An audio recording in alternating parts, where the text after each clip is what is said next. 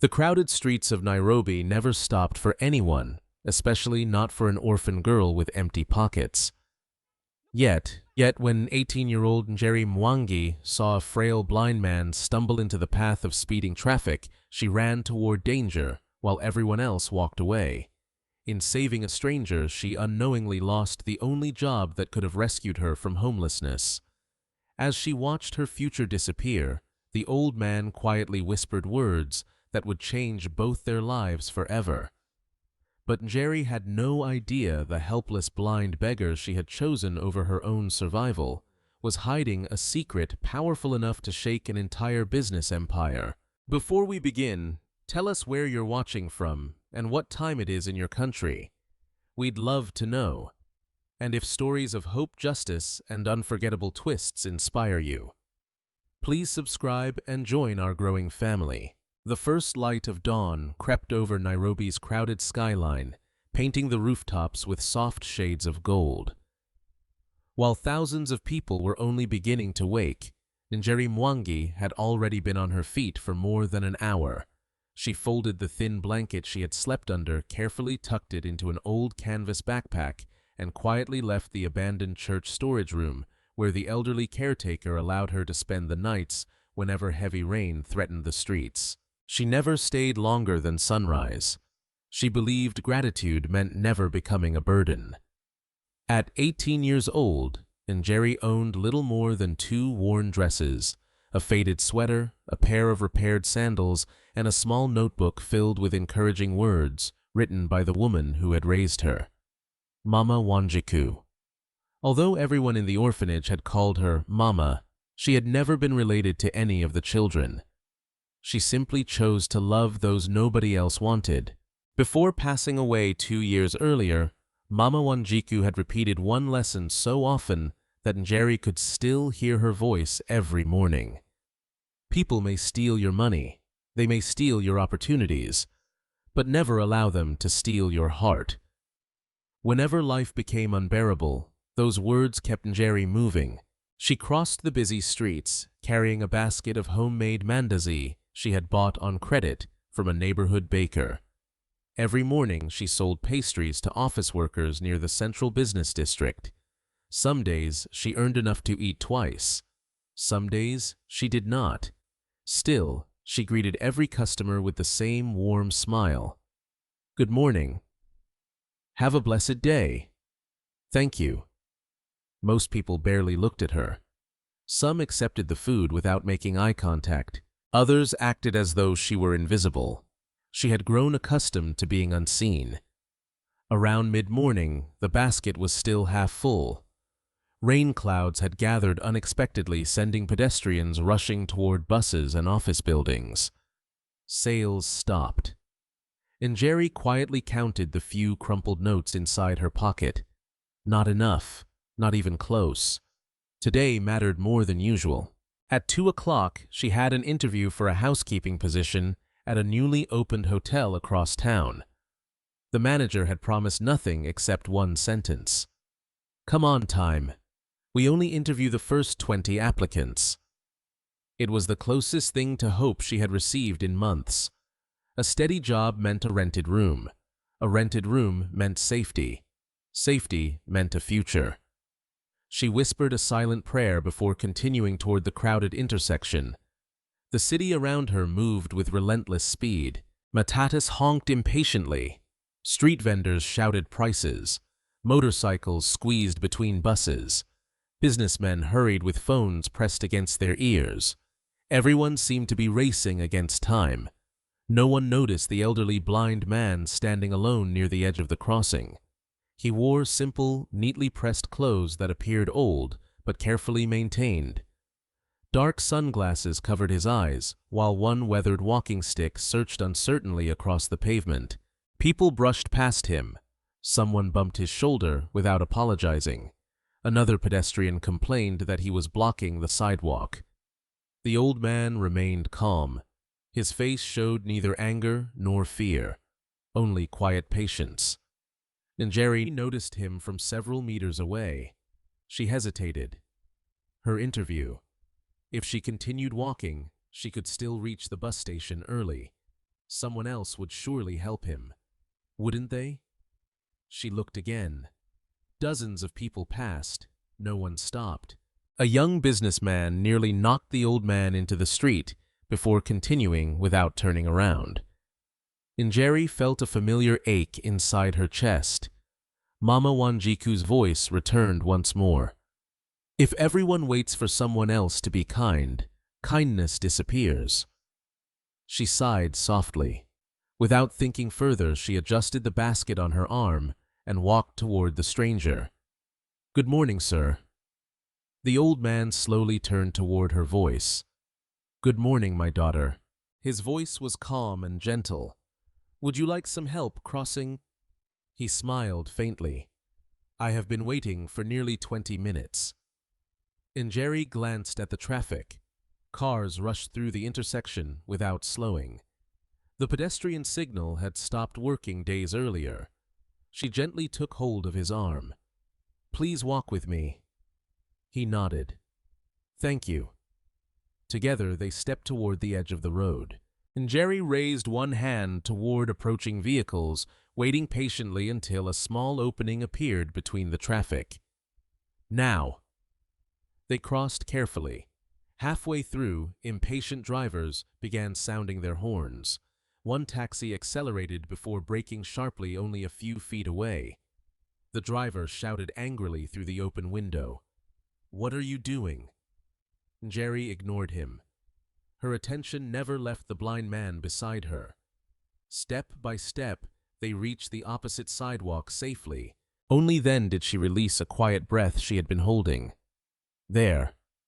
We made it." The old man smiled. "You have a very steady voice." She laughed softly. "I was much more frightened than I sounded." He chuckled. "That makes two of us."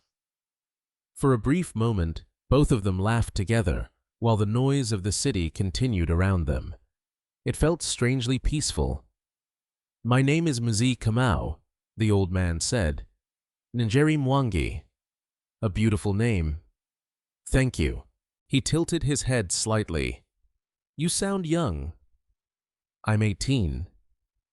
"And what are your plans today, Njeri?" She looked toward the distant bus station. "I have an important interview."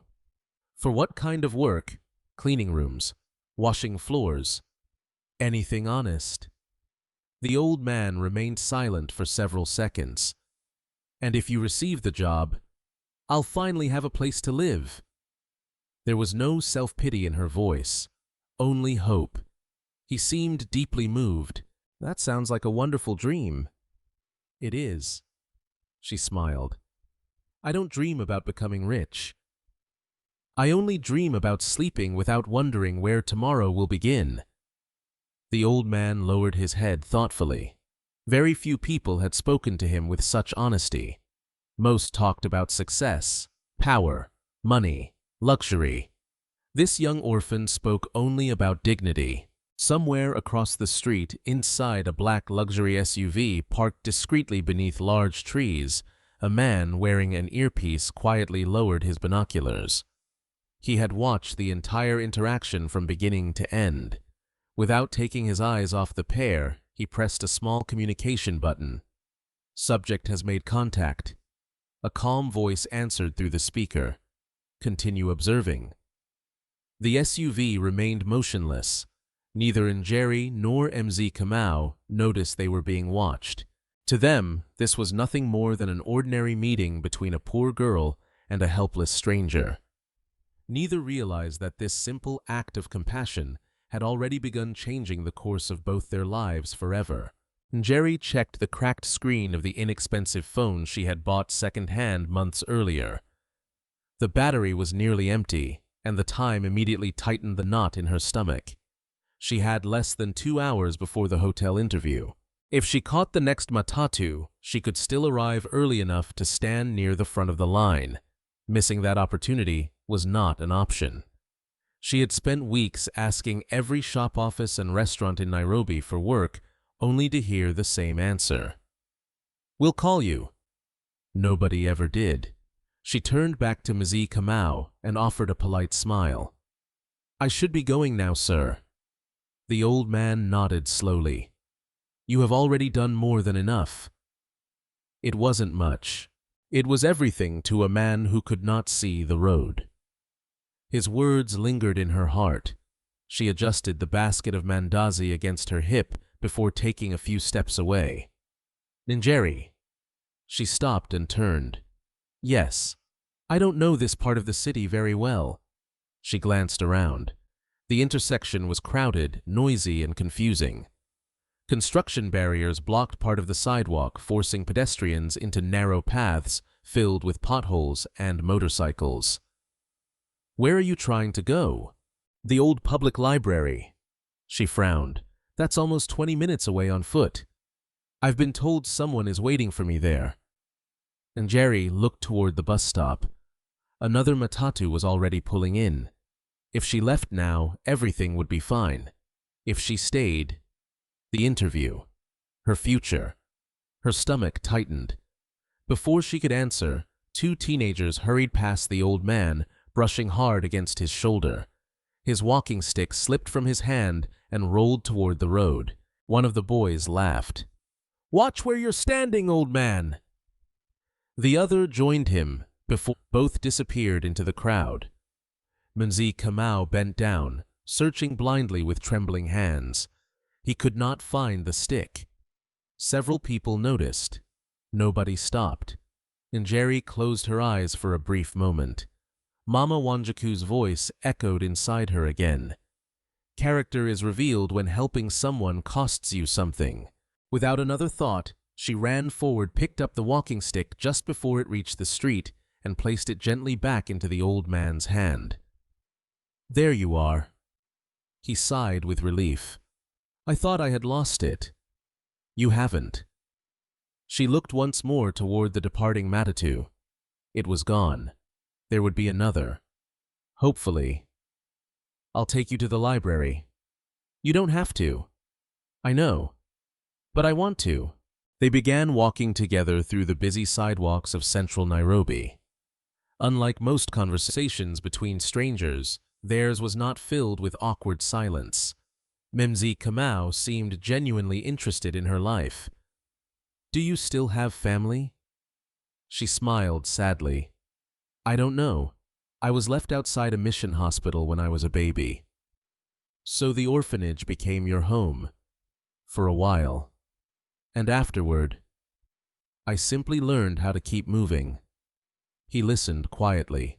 Do you ever feel angry? She considered the question. I used to. What changed? Mama Wanjiku. The woman who raised you. Njeri nodded. She always said bitterness is like carrying hot charcoal. You burn yourself while hoping someone else feels the pain. The old man smiled softly. She sounds like a wise woman. The wisest I've ever known. As they continued walking, Njeri Kamau noticed something unusual. Although Njeri clearly struggled financially, she greeted almost everyone they passed.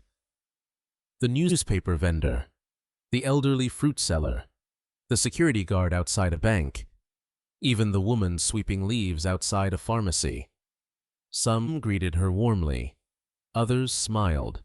One little girl selling flowers waved enthusiastically. Sister Njeri. Njeri laughed and waved back. Study hard today. I will. The old man tilted his head. You know many people. I know their names. There's a difference. What difference? She smiled. People like being remembered. He remained silent.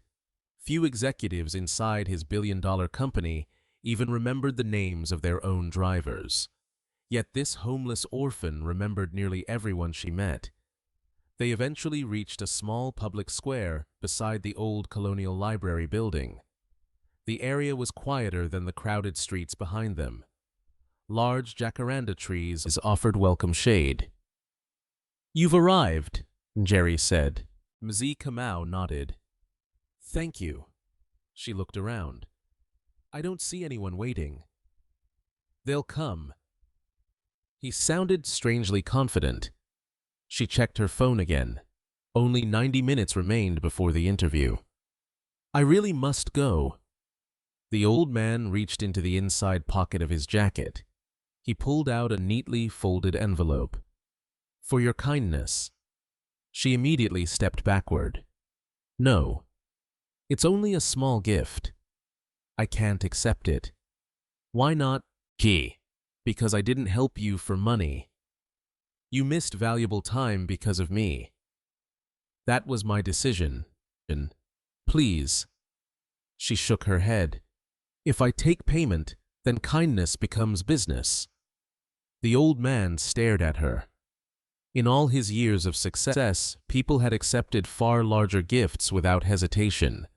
Some demanded more. This young woman refused even opening the envelope. I insist. And I respectfully refuse. They stood facing one another in complete silence. Finally, Njeri smiled. I understand. He returned the envelope to his pocket. You have honored me today. Njeri bowed her head politely. I hope someone shows you the same kindness someday. He chuckled. I hope so too. She turned to leave. Njeri. She looked back once again. May I ask one final question? Of course. If you suddenly became wealthy tomorrow, what would you buy first? She answered without hesitation. A home. For yourself. She smiled. No. For children who have nowhere to go. The answer caught him completely off guard. You wouldn't buy your own house. I've lived without one this long. They've lived without one too. They should come first. For several seconds, the old man simply watched her. Although hidden behind dark glasses, his eyes filled with emotion. No report, no background investigation, no financial record. Nothing could reveal a person's heart more honestly than an unexpected question. Njeri waved gently before hurrying toward the nearest bus stop. She broke into a run. Traffic had become heavier. Pedestrians crowded every crossing. By the time she finally reached the hotel entrance, dozens of applicants already filled the reception hall. Her breathing became uneven. She hurried toward the registration desk. A young receptionist looked up. I'm here for the housekeeping interview. The woman checked the clipboard. I'm sorry. The registration closed 5 minutes ago. Njeri froze. There must be some mistake. There isn't. I only need one chance. The manager has already selected the first 20 applicants. She looked around. 20 hopeful faces. 20 opportunities. None of them hers. I'm sorry, the receptionist repeated gently. Njeri lowered her eyes. Thank you. She walked back outside without another word. Rain had begun falling lightly over Nairobi. She stood alone beneath the hotel entrance, clutching the empty basket against her chest. She had sacrificed the opportunity without regret. Yet, the disappointment still hurt. Across the street, parked where she could not see it, the same black SUV remained motionless. Inside, the security officer quietly spoke into his radio. She missed the interview. After a brief silence, Gideon Kamau's calm voice answered, I know. Continue watching. A cold drizzle settled over Nairobi as Njeri slowly walked away from the hotel. She did not cry. Years of disappointment had taught her that tears rarely changed anything. They only made the road ahead harder to see. She tightened her grip on the empty basket and continued through the busy streets, avoiding puddles where she could. Around her office, workers hurried beneath umbrellas, while expensive cars splashed through shallow water without slowing. Life continued as though nothing important had happened. To everyone else, it was just another ordinary afternoon. To Njeri, it felt as though another door had quietly closed. She stopped beneath the awning of a small grocery shop and counted the money in her pocket. After paying the baker for the mandasi she had sold earlier that morning, only a few Kenyan shillings remained. Barely enough for a simple dinner. Certainly not enough for bus fare tomorrow. She smiled bitterly. Tomorrow will worry about itself. Those had also been Mama Wanjiku's words. Whenever the children in the orphanage became frightened about the future, the old woman would gently remind them that fear never fed an empty stomach. Only courage did. Njeri took a deep breath and started walking toward the neighborhood where she usually searched for temporary work. Sometimes restaurants needed dishes washed. Sometimes construction sites hired laborers for a single afternoon. Sometimes families paid someone to clean their gardens. She accepted anything honest. The rain gradually became heavier. Most employers simply waved her away before she could finish asking. "We already have enough workers. Come back next week." Nothing today. Each rejection sounded almost identical. By late afternoon, her sandals were soaked, her sweater clung to her shoulders, and exhaustion settled into every step. Still, she kept knocking. At the fourth building, an elderly shop owner recognized her. "Njeri." She looked up. "Mr. Odhiambo." The old tailor smiled warmly from inside his tiny repair shop. "You look exhausted." "I've had a long day." "I can see that." He disappeared into the back room before returning with a steaming cup of hot tea. "Here." She hesitated. "I don't have money." "I'm not selling it. I'm sharing it." Her eyes softened. "Thank you." She carefully accepted the cup with both hands. The warmth spread through her fingers almost instantly.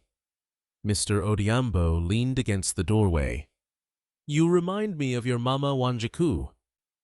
Njeri smiled. "People say that often. She helped everyone, even those who never thanked her." Njeri stared into the tea. "I hope I can become half the person she was." "You already are." She shook her head. "I missed the biggest opportunity I've had in months today." "What happened?" She quietly explained how she had helped the blind stranger instead of rushing directly to her interview. The tailor listened without interrupting. When she finished, he simply nodded. "You made the right choice." "It doesn't feel that way." "It rarely does." He smiled knowingly. "The right road is often the hardest one to walk." Those words eased something inside her heart. Not completely, but enough to keep moving. After thanking him once more, she continued through the rain. Across the city, inside the top floor of Kamau Holdings headquarters, an entirely different world existed. Floor-to-ceiling windows overlooked Nairobi's skyline. Elegant furniture filled the executive boardroom. Expensive artwork decorated polished walls. Executives wearing tailored suits discussed investments worth hundreds of millions of dollars. Yet, the chairman's seat remained empty. Brian Kamau glanced impatiently at his watch. His uncle was late again. "Oh, this is becoming ridiculous," he muttered. Chief Executive Officer David Otieno remained calm. "The chairman asked us to begin without him." Samuel Kiplagat folded his arms. "Where does he disappear every afternoon?" "No one knows." Brian laughed sarcastically. Perhaps old age has finally caught up with him. A few executives exchanged uncomfortable looks. Although Gideon Kamau was approaching 70, his business instincts remained unmatched. No one dared underestimate him. David calmly closed his folder. "The chairman has never missed an important decision." "Until recently," Brian replied. "He vanishes for hours. He refuses security. He won't explain anything." Samuel leaned forward. "Perhaps it's time the board began preparing for new leadership." No one answered. The silence itself revealed dangerous ambition.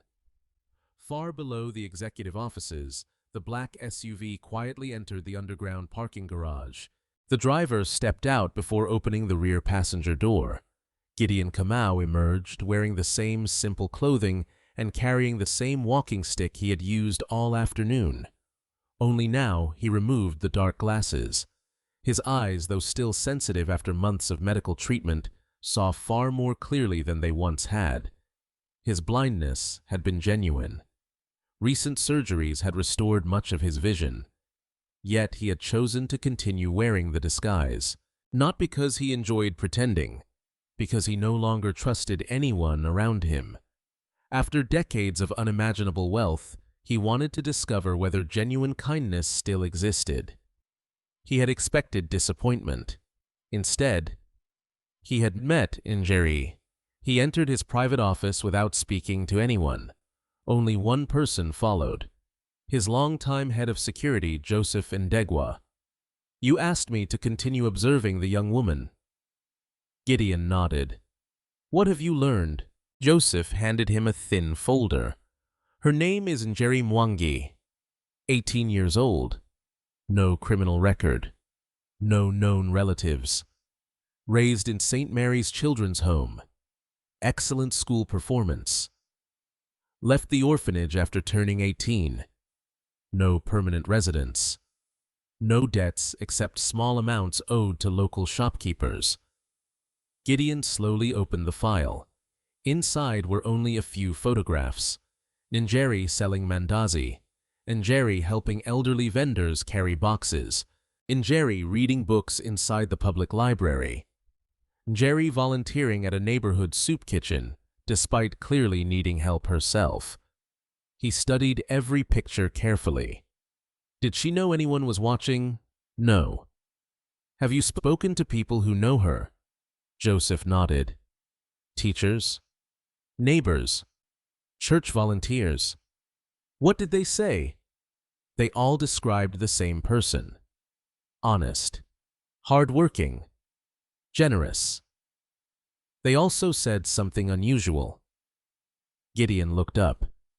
"What?" Joseph smiled faintly. "They couldn't remember her ever asking anyone for money. Even during her hardest days, even after leaving the orphanage, she preferred earning every meal." Gideon quietly closed the folder. He stared through the large office windows overlooking the city.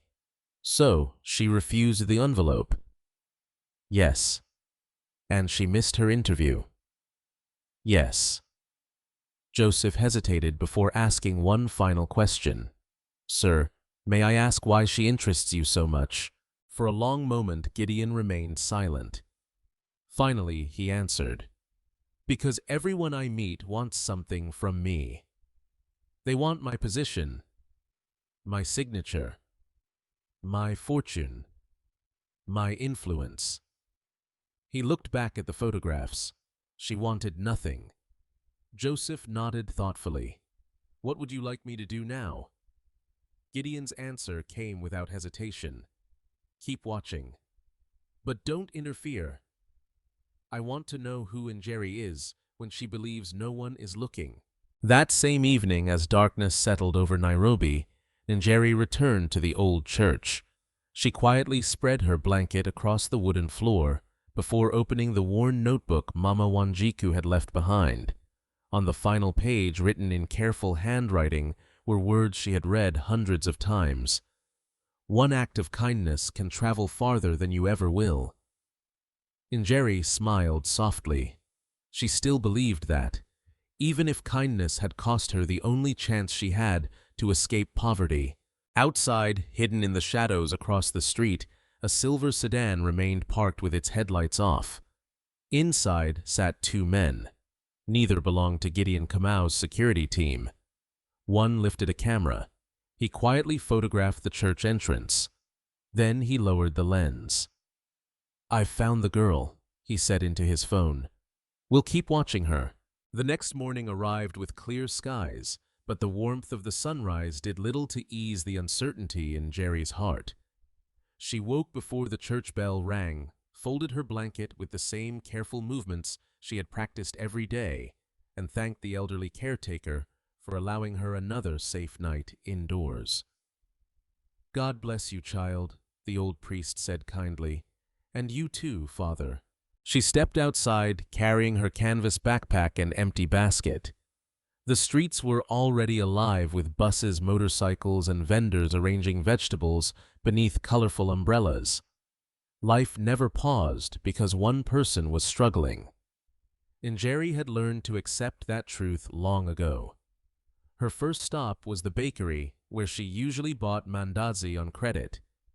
The owner, Mrs. Atieno, stood behind the counter arranging fresh bread. When she saw Njeri, her smile faded slightly. "I'm sorry, child." Njeri understood immediately. "You can't give me more on credit." Mrs. Atieno looked genuinely uncomfortable. "I've already waited 3 weeks." "I know. And you've always paid me eventually." "But business has been difficult." Njeri nodded without complaint. "I understand. I truly am sorry." "It's all right." She forced a small smile before turning away. Without pastries to sell, she had no income for the day. Still, she thanked the woman before leaving. There was no anger, only quiet disappointment.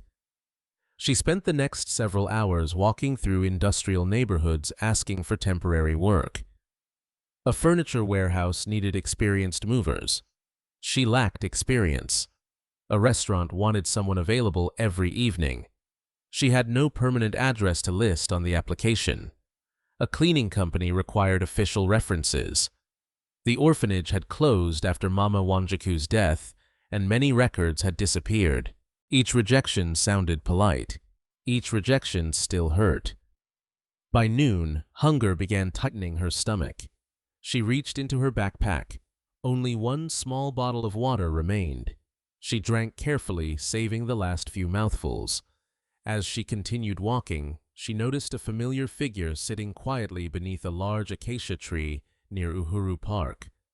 Mzee Kamau. His walking stick rested across his knees while he listened to birds singing somewhere above.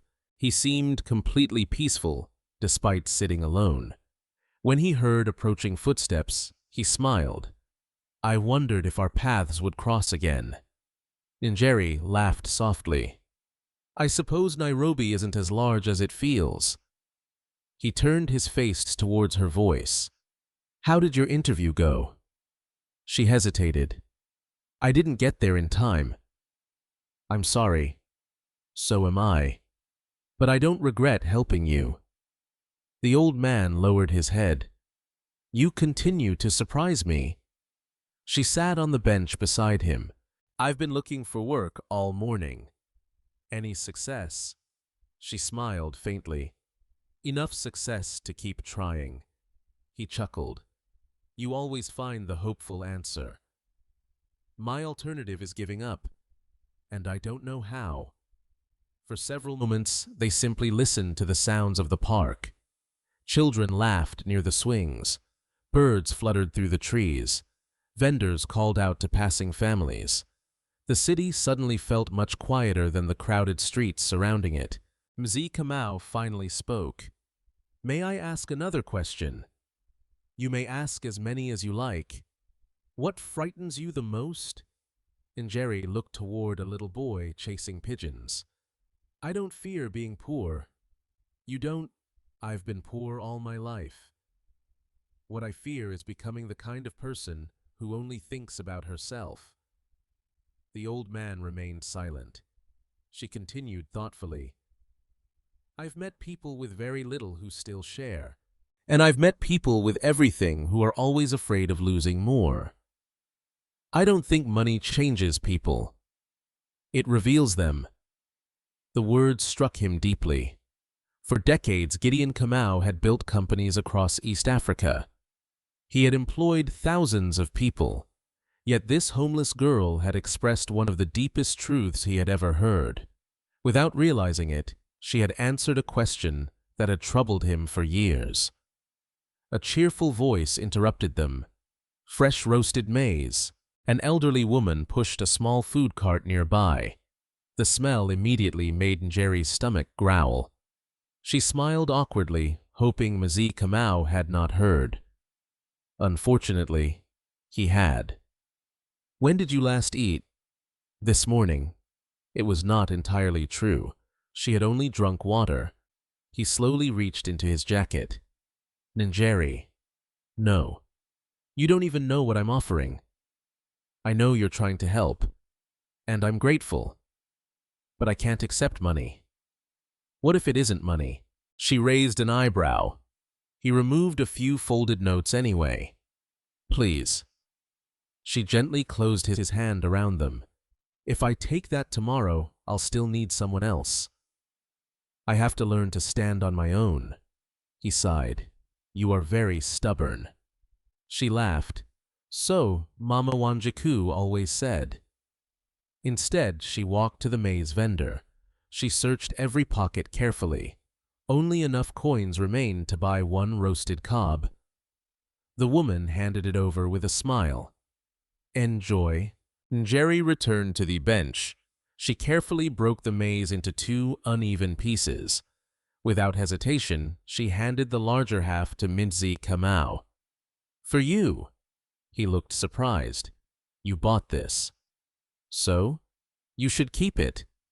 I've never enjoyed eating alone. He accepted it slowly. For the first time in many years, Gideon Kamau felt something he could not remember experiencing. Someone was sharing with him. Not because she expected influence, not because she hoped for reward, simply because she believed no one should eat alone. They finished the simple meal while talking about ordinary things, favorite books, childhood memories, rainy seasons, the scent of fresh soil after storms. Neither spoke about wealth, neither spoke about success. The conversation felt wonderfully human. A short distance away, hidden behind newspaper, stands Joseph Ndegwa quietly watched. His instructions remained clear. Observe. Do not interfere. He documented everything. Njeri refusing money, Njeri buying food, Njeri sharing the larger portion. Every detail strengthened the report already growing inside Gideon's private file. Later that afternoon, after they said goodbye once again, Joseph approached Gideon inside the waiting SUV. Sir? Yes. I've completed another report. And Joseph rarely smiled. Today, he did. In 30 years of security work, I've protected presidents, diplomats, and billionaires. I've investigated thousands of people. Yes. But I've never written a report quite like this. Gideon glanced toward him. What makes it different? Joseph handed him several pages. Usually I'm asked to find hidden crimes, hidden lies, hidden motives. He paused. I keep looking for hers. And Joseph slowly shook his head. I can't find any. Meanwhile, across another part of Nairobi, Brian Kamau entered Samuel Kiplagat's office, carrying visible frustration. This has gone far enough. Samuel closed the financial report he had been reading. What now? My uncle disappeared again. So, I followed one of his drivers. Samuel leaned forward. Did you discover anything? Brian's eyes narrowed. Not yet. But I know he's meeting someone. A woman. Samuel became thoughtful. A journalist. I don't know. A lawyer. I don't know. A government official. Brian slammed his hand against the desk. I said I don't know. But whatever he's hiding, he stared toward the office window overlooking the city. I'm going to find out.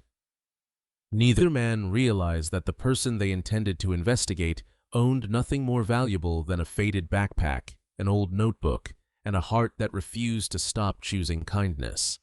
And that very kindness was already beginning to threaten people whose entire lives had been built on greed. The headquarters of Kamau Holdings towered above Nairobi like a monument to ambition.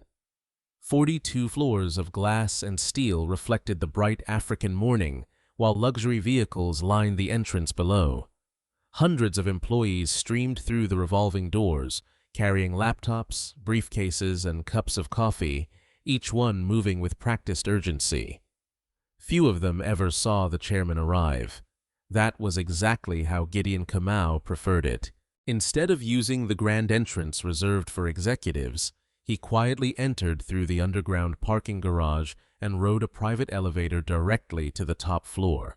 Joseph and Ndegwa followed a respectful distance behind. Inside the chairman's office, silence replaced the noise of the city. Gideon removed his simple jacket, folded it neatly across a chair, and placed the dark sunglasses beside his desk. His eyesight had improved dramatically during the past 6 months after multiple surgeries. He no longer needed the white cane inside familiar surroundings, only outside, only when continuing the role everyone believed. Joseph handed him the latest folder, yesterday's observations. Gideon opened it immediately. Every page contained photographs. Njeri sharing roasted maize, Njeri refusing money, Njeri helping an elderly woman carry heavy shopping bags before continuing her own search for work, Njeri stopping to comfort a crying child who had become separated from his mother in the market. Not one photograph showed her expecting anything in return. Gideon studied each image slowly. So, she helped 4 strangers yesterday. Yes. Without realizing anyone was watching. Correct. He closed the folder gently. Continue. Joseph nodded. As you wish. A knock interrupted the conversation. David Otieno entered, carrying several financial reports. He had served as Chief Executive Officer for nearly 12 years and remained one of the few executives Gideon genuinely trusted. Good morning, Chairman. Morning, David. The board meeting begins in 15 minutes. I'll be there. David hesitated. May I ask something? You usually do. The directors have become increasingly concerned about my absences. David smiled slightly. You already know. Gideon walked toward the large windows overlooking Nairobi. Do you believe every answer belongs inside a boardroom? No. Do you trust me? Completely. Then trust that what I'm doing is more important than another investment report. David considered the response carefully. I understand. He did not ask another question. That was one reason Gideon respected him. Across the building, however, respect was becoming increasingly rare. Inside another executive office, Brian Kamau paced impatiently while Samuel Kiplagat reviewed quarterly earnings. My uncle is hiding something. Samuel barely looked up. You've repeated that for weeks. Because it's true. Brian stopped beside the desk. He disappears almost every afternoon. No official meetings. No appointments. No security escorts. Samuel finally closed the report. What exactly are you suggesting? Brian lowered his voice. I think someone is influencing him. A consultant. Maybe. A lawyer. I don't know. But whatever is happening, our inheritance could disappear overnight. Samuel's expression hardened. We need facts. We'll get them. Brian leaned closer. I've hired someone. Samuel raised an eyebrow. A private investigator. Brian nodded. He starts today. Neither man realized they had already entered a dangerous game. Outside the building, the investigation had already begun from the opposite direction. Joseph Ndegwa sat inside an ordinary gray sedan parked near the community library. Unlike Brian's investigator, Joseph carried official authorization directly from Gideon Kamau himself. His assignment remained simple. Observe Njeri. Never interfere. Never reveal the chairman's interest. Only learn the truth. At almost the same moment, Njeri arrived carrying several books borrowed from the public library. Whenever life became overwhelming, reading helped her escape without leaving the city. She returned each book exactly on time. Late fees were luxuries she could never afford. The elderly librarian smiled warmly. Back again. I finished these. Already. They were wonderful. The librarian laughed. You always choose the thickest books. They last longer. He handed her another novel. You might enjoy this one. She accepted it gratefully. Thank you. No charge. She immediately shook her head. I'll borrow it properly. He smiled knowingly. I expected you to say that. Joseph watched quietly from outside. Another note entered his notebook. Never accepts unnecessary favors. Lives with dignity. Values education. 30 minutes later, Njeri left the library and headed toward a busy residential district. A church volunteer had mentioned that an elderly widow sometimes needed help cleaning her small home. The work paid very little. To Njeri, little was still something. She knocked gently. An old woman opened the wooden door. Yes, my name is Njeri. I heard you might need some help. The widow looked uncertain. I can't pay much. I'm not asking for much. The woman invited her inside. The house was modest. Dust covered the shelves. Laundry waited in baskets. The small garden outside had become overgrown. Njeri worked steadily for nearly 5 hours. She cleaned windows, washed dishes, swept every floor, pulled weeds beneath the afternoon sun. Never once did she complain. When everything was finished, the widow handed her a small envelope. I'm sorry it isn't more. Njeri counted nothing. She simply thanked her.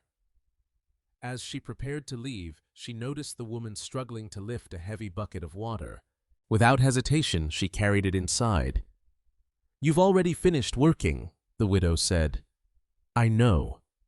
This isn't part of the job, Njeri smiled. Neither was watching you carry it alone. The widow stared after her, long after she disappeared down the road. Joseph had witnessed everything. Another page filled with observations. Meanwhile, Gideon attended the afternoon board meeting. Charts covered giant presentation screens. Executives debated expansion plans, new acquisitions, international partnerships. Normally, Gideon enjoyed these discussions. Today, his thoughts repeatedly drifted elsewhere, toward a young woman carrying buckets instead of business plans, toward honesty that existed without cameras, toward compassion that appeared even when nobody could repay it. Brian noticed his distraction immediately. Chairman, Gideon looked up. Yes. We're waiting for your decision. David quietly summarized the proposal again. Gideon listened carefully before giving a short answer. Rejected. The room fell silent. Samuel frowned. May we ask why? The numbers are impressive. They are incomplete. David studied the documents again. Within seconds, he discovered exactly what Gideon had seen. Hidden operating costs, inflated projections, artificial profits. He looked toward the chairman with renewed admiration. Even distracted Gideon missed nothing. Brian felt frustration building. His uncle remained as sharp as ever, which made the mysterious disappearances even more confusing. That evening, Joseph returned with another completed report. He placed it before Gideon. I believe we're beginning to see a pattern. What pattern? Njeri helps people instinctively, not selectively. Rich, poor, young, old. It makes no difference. Gideon slowly nodded. And has she ever asked anyone who they are before helping them? Never. He leaned back thoughtfully. Good. Joseph hesitated. There is one more matter. What is it? I believe someone else has started watching her. Gideon's expression changed instantly. Are you certain? I noticed unfamiliar surveillance this afternoon. They kept their distance, but they weren't professionals. The chairman remained silent. After several moments, he spoke calmly. Increase protection. Joseph looked surprised. Without revealing ourselves. Exactly. Njeri must never know. And if someone attempts to harm her, for the first time, Gideon's voice became cold. You may interfere. Far below the glittering skyline, Njeri sat outside the church, reading by the fading evening light. She smiled quietly at the pages before her, completely unaware that two separate investigations had now begun revolving around her life. One sought to discover whether she deserved trust. The other sought to uncover why one of Africa's most powerful billionaires seemed suddenly interested in an unknown orphan. Neither investigation would remain hidden for long. The following Monday began like every other for Njeri. She woke before sunrise, thanked the elderly priest who had allowed her to sleep inside the church storage room, and stepped into the cool Nairobi morning, carrying her worn backpack. The money she had earned cleaning the widow's house had already been divided in her mind. A small payment to Mrs. Atieno for the bakery debt, a modest contribution toward the church food pantry, enough left for simple meals over the next 2 days. Nothing more, nothing less.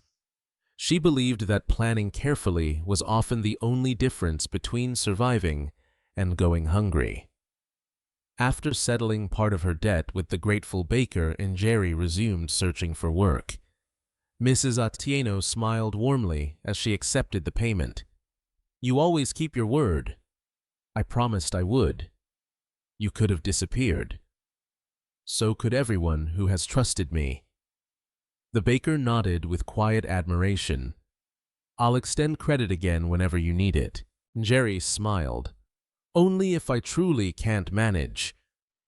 She disliked depending on anyone, not because she was proud, because she had learned that independence protected both dignity and relationships. By mid-morning, she reached the financial district, where tall office buildings cast long shadows across spotless sidewalks. Most security guards recognized her by now, not because she caused trouble, because she was always politely asking whether any cleaning positions had become available. The answer rarely changed. Nothing today. Still, she thanked each person before moving on. Outside Kamau Holdings headquarters, dozens of visitors hurried through the revolving glass doors. Luxury sedans stopped one after another, dropping off executives dressed in expensive suits. Njeri paused for only a second. She admired the magnificent building, not because she dreamed of becoming wealthy. She simply wondered what it felt like to work somewhere with steady income, clean uniforms, and air-conditioned offices. She smiled at the thought before continuing toward another block. At that exact moment inside the building, David Otieno stepped out of a company vehicle carrying several confidential files. One thick leather document case rested beside him.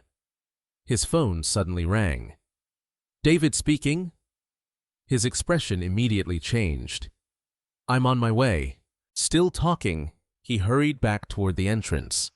In his distraction, he accidentally left the leather case beside the rear tire of the vehicle. The driver, unaware, pulled away. Neither man noticed. The document case remained alone on the sidewalk. Hundreds of people walked past. Some glanced at it. Others ignored it. 10 minutes later, Njeri approached the same corner. She almost stepped over the case before stopping. She looked around carefully. No one appeared to be searching for anything. The case was expensive, far more valuable than anything she owned. She knelt and picked it up. A polished silver emblem on the front caught her attention. Kamau Holdings. She immediately understood it belonged to someone working inside the company. Curiosity tempted her for only a brief moment. Perhaps there was identification inside. Instead, she gently tested the clasp. Locked. She smiled. Good. If it had been unlocked, she might have accidentally seen documents meant to remain private. She carried the case toward the reception entrance. The security guard recognized her. Back again. I found this outside. He looked at the leather case. His eyes widened instantly. Where did you get it? Near the road. He took the case carefully. This belongs to one of our executives. I'm glad someone can return it. Before she could leave, another guard approached. Please wait. Within minutes, David Otieno hurried into the lobby. Relief flooded his face the moment he saw the document case. You found it? Njeri nodded. It was lying beside the street. David accepted it carefully. You have no idea how important this is. She smiled politely. I'm just happy it wasn't damaged. He opened the case enough to confirm everything remained untouched. Every confidential contract, every financial agreement, every signed document, exactly where they should be. He looked back at Njeri. Did you open it? She appeared almost surprised by the question. It wasn't mine. He stared at her for several seconds. Many people would have searched the contents. Some might have sold the documents. Others might have demanded a reward. She had done neither. May I have your name? Njeri Mwangi. I'm David Otieno. She nodded politely. It's nice to meet you. He reached into his wallet. Please accept this. She immediately stepped backward. No, thank you. You saved my career. I only returned something that belonged to you. It's the least I can do. She smiled gently. If I expected payment every time I did the right thing, I would stop knowing why I was doing it. The words left the entire reception area silent. Even the security guards exchanged glances. David slowly lowered the money. You truly won't accept it? No. But thank you. She turned toward the exit. Wait. She stopped. Are you looking for work? Hope briefly flickered across her face. Yes. I'm afraid there aren't any openings today. The light in her eyes faded almost instantly. But, David continued, if something becomes available, may I contact you? She nodded. Of course. He handed her a business card. She accepted it carefully, as though it were something precious. Thank you. She slipped the card safely inside her notebook before walking away. David watched until she disappeared into the crowd. One security guard spoke quietly. Most people would have taken the reward. David nodded. Most people aren't her. Several floors above Joseph Ndegwa had observed the entire exchange through security cameras. Within minutes, he entered Gideon Kamau's office. The document case has been returned. Gideon looked up. By Njeri. Yes. Opened. No. Reward accepted. Joseph smiled faintly. Refused. The chairman leaned back slowly. Exactly as I expected. Joseph placed a short incident report on the desk. David wants to recommend her for employment. Gideon considered the idea. Not yet. Joseph looked surprised. Sir, I don't want anyone helping her because they feel indebted. I want to know who she remains when every door stays closed. Joseph understood immediately. The test was not about honesty anymore. It was about perseverance. Meanwhile, in another part of the building, Brian Kamau stood inside Samuel Kiplagat's office, holding a printed security report. What is this?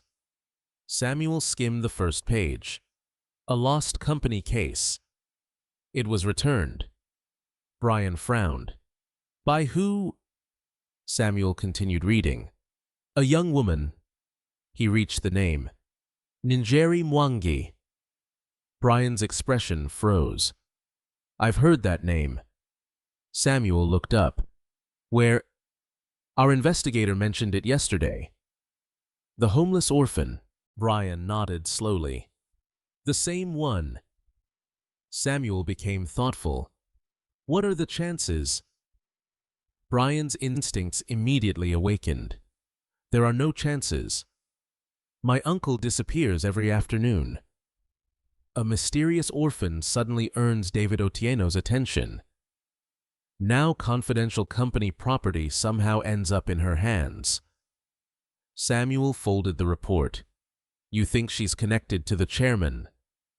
I think she's much more dangerous than she looks. Neither man had ever met Njeri. Neither knew anything about her character, yet both had already decided she represented a threat. Across town, Njeri walked toward the public library with David's business card tucked safely inside Mama Wanjiku's notebook. She looked at it once, then smiled. Perhaps no job would come from it. Perhaps it was only a polite promise.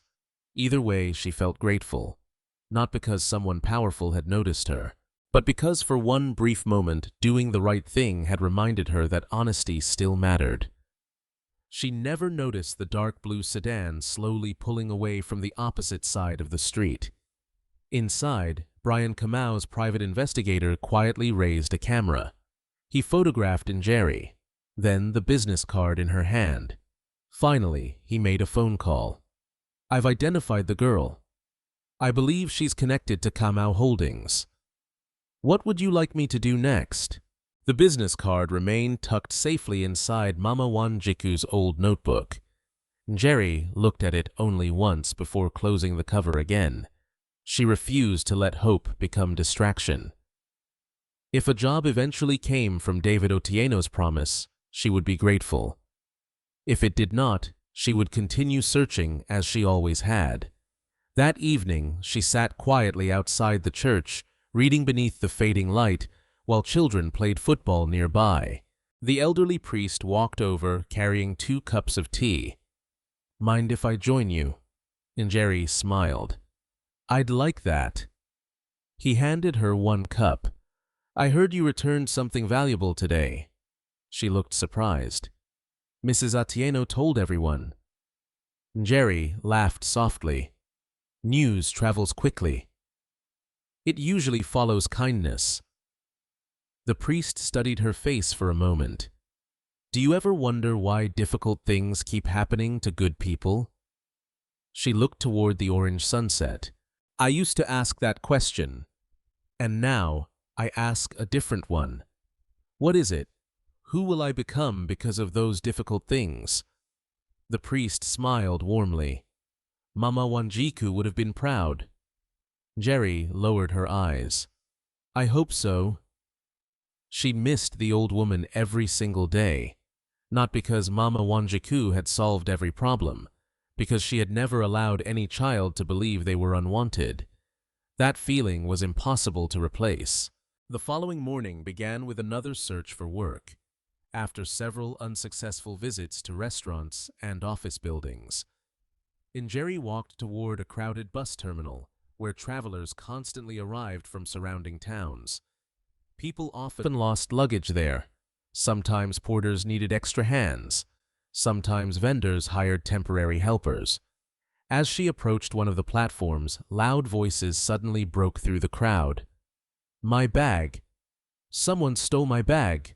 A middle-aged businessman pushed through dozens of people looking around frantically. Passengers stopped walking. Some watched. Others continued on their way. Njeri noticed a black leather briefcase lying beneath a nearby bench. She walked closer. The luggage tag displayed a name, David Otieno. Her eyes widened. The same executive from Kamau Holdings. Before she could pick it up, another young man noticed it as well. He wore worn jeans and glanced nervously around. For a brief second, their eyes met. Then he quickly grabbed the briefcase. Excuse me, Njeri called. I think that belongs to someone. The young man ignored her and hurried toward the exit. Without thinking, Njeri followed. Please stop. The crowd slowed her down. She finally caught up just outside the terminal. Sir, he turned impatiently. What? I think that briefcase belongs to another passenger. I found it. So did I. It has identification. The man hesitated. I need money. So do I. Their conversation remained calm. No shouting, no accusations. Njeri simply continued. If you lost something important, Wouldn't you hope someone returned it? He looked away. I have children. I understand. But this still isn't yours. For several long seconds he stood silently holding the case. Finally, he sighed deeply. You really won't leave me alone, will you? She smiled gently. No. The young man slowly handed her the briefcase. I hope whoever owns it deserves your honesty. So do I. He walked away without another word. Njeri immediately returned to the terminal. The businessman was still searching desperately. Sir, he turned. My briefcase. Relief flooded his face. Where did you find it? It had been picked up by mistake. He hugged the briefcase tightly before opening it. Inside were contracts, a laptop, and several sealed envelopes. Everything remained untouched. He looked back at Njeri. You've saved me. She recognized him immediately. David Otieno. He recognized her almost at the same moment. Njeri. She smiled. Good morning. He stared in disbelief. You found another one. She laughed quietly. I suppose important bags enjoy following me. Even David laughed. Then his expression became serious. I owe you more than thanks. You don't owe me anything. I do. She shook her head. You only owe me one thing. What? If someone honest asks for work someday. She paused. Please give them a fair chance. David nodded slowly. I promise. Before leaving, he handed her a small folded note. This isn't money. She hesitated. It contains my office number. If you're ever treated unfairly by someone claiming to represent Kamau Holdings. He looked directly at her. Call me. She accepted the paper. Thank you. Watching from across the street through tinted windows, Joseph Ndegwa lowered his camera. He immediately contacted Gideon. The second test is complete. Gideon's voice remained calm. Report. Njeri recovered the briefcase. Someone else attempted to keep it. She persuaded him to return it without threats, without police, without offering money. And she again refused any reward. A long silence followed. Finally, Gideon spoke. Interesting. What concerns you, sir? Joseph knew the chairman well enough to recognize the thoughtful tone. She's beginning to attract attention. Joseph understood exactly what he meant. Acts of extraordinary honesty rarely remained unnoticed. Meanwhile, inside Kamau Holdings headquarters, David entered Gideon's office, carrying both recovered briefcases. You wanted to see me. Gideon smiled faintly. I hear you've had another fortunate day. David looked surprised. News travels quickly. I try to stay informed. David placed the briefcases on the desk. I've never met anyone like that girl. Gideon asked casually, what makes you say that? She had every opportunity. No cameras, no witnesses, no reason to believe she'd ever be discovered. And yet, she protected company property more carefully than some of our own executives. Gideon nodded thoughtfully. What's her name again? Njeri Mwangi. He pretended to think for a moment. The same young woman from earlier this week. The very same. David smiled. I'd like permission to interview her personally if a position becomes available. Gideon looked toward the city skyline. Perhaps. I'll let you know. David accepted the answer, though he found it unusual. As soon as he left, Gideon opened a locked drawer. Inside rested a growing collection of reports. Every page carried Njeri's name. Every observation painted the same picture. Integrity, compassion, humility, perseverance. He quietly added today's report to the file. Then he noticed something attached to the final page. A photograph. Njeri walking away from the bus terminal. Behind her, nearly hidden among pedestrians, stood a man wearing a baseball cap. The same man appeared in 2 earlier surveillance photographs. Gideon's expression immediately changed. He pressed the intercom. "Joseph." The security chief entered seconds later. Gideon slid the photograph across the desk. "Our observer." Joseph studied it carefully. "No. I've never seen him." "Run facial recognition." Immediately. Joseph picked up the photo. "You think he's following Njeri?" "I don't think." Gideon's voice became firm. "I know." Late that evening, the facial recognition report arrived. The unknown man was identified as Peter Moria, occupation private investigator. Current employer information unavailable. Joseph read the file twice before looking toward Gideon. This wasn't random. Gideon slowly closed the report. No. Someone has officially started hunting for answers. Neither man knew exactly who had hired Peter Moria, but both understood one thing. Njeri's quiet life was no longer invisible.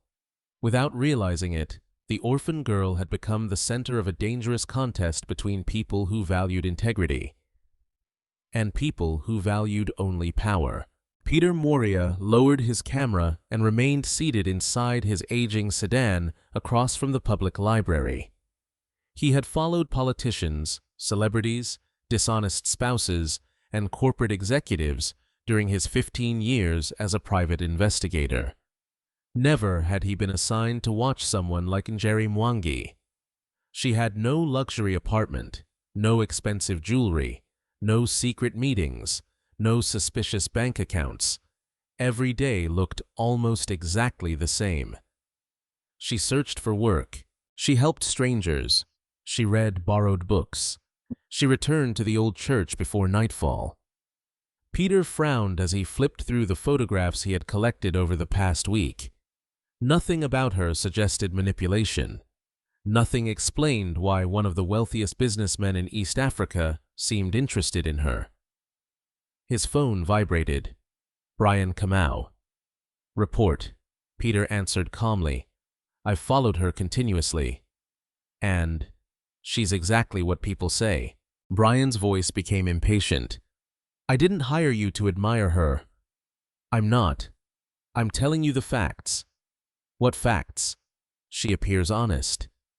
She owns almost nothing. She spends most of her time looking for work." Brian laughed dismissively.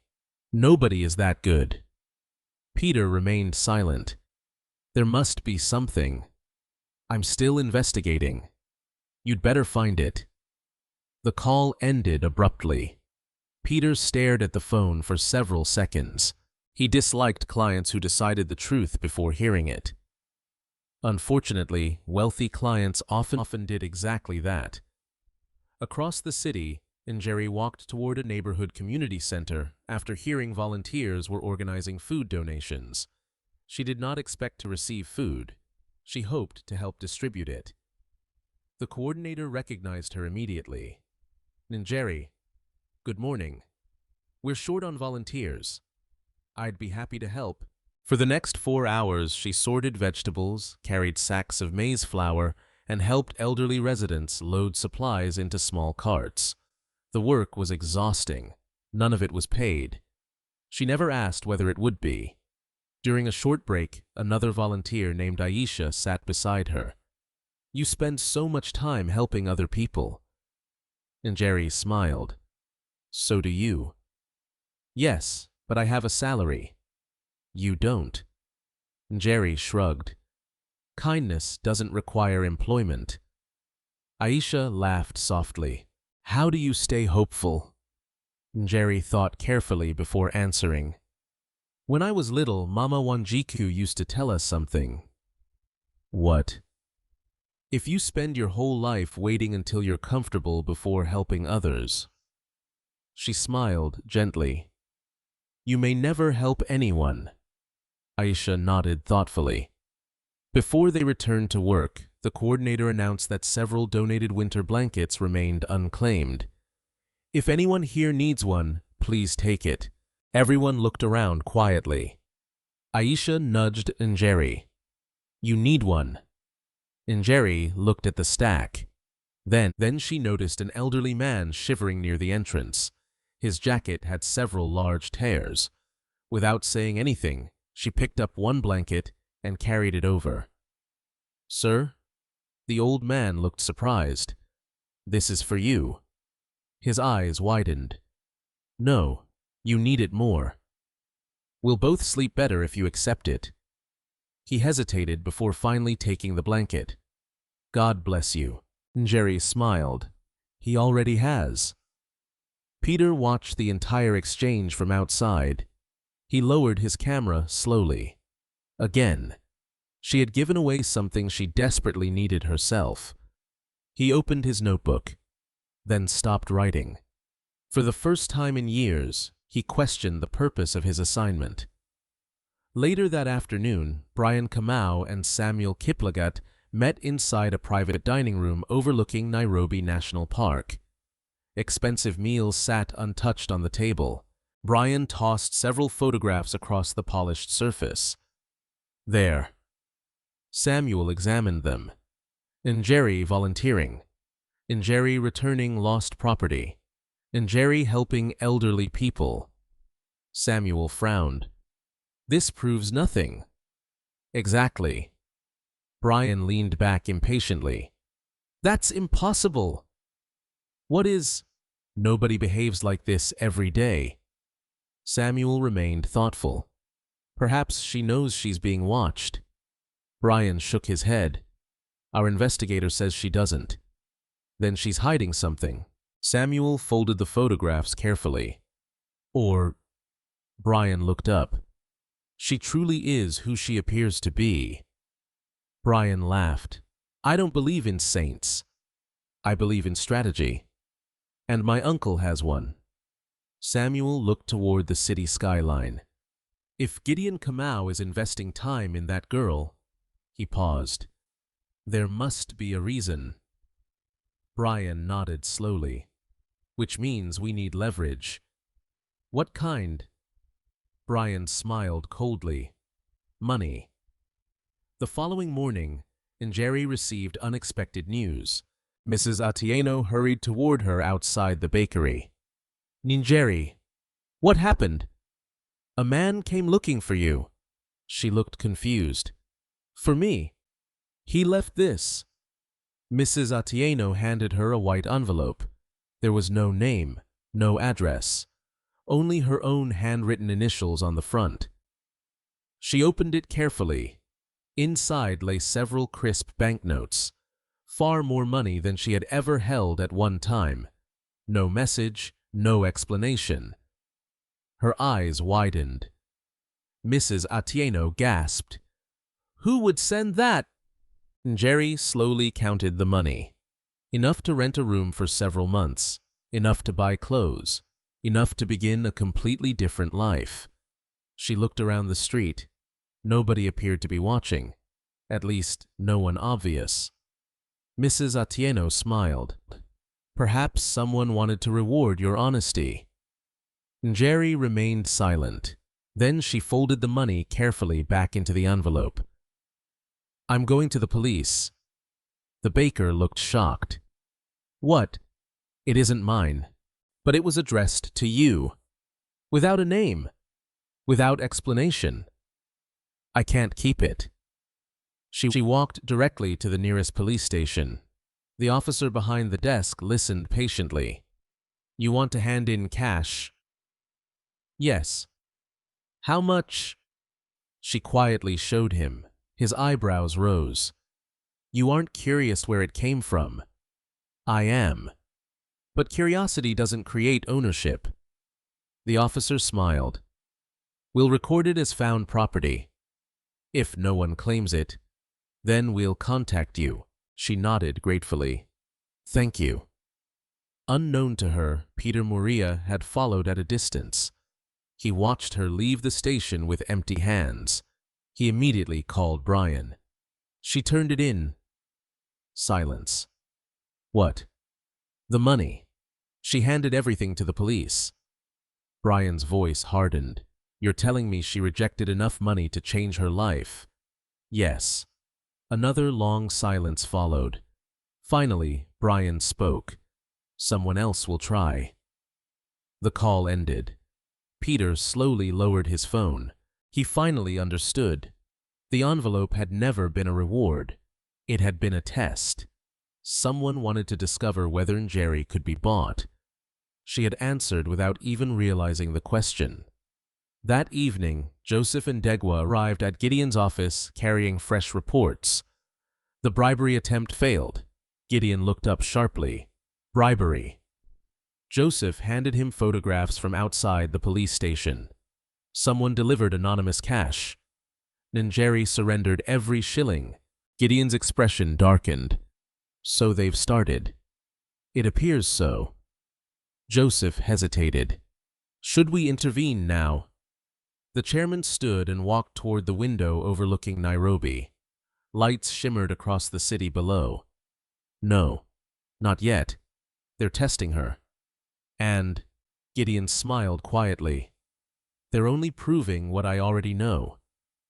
Outside the headquarters, another vehicle sat unnoticed beneath the evening shadows.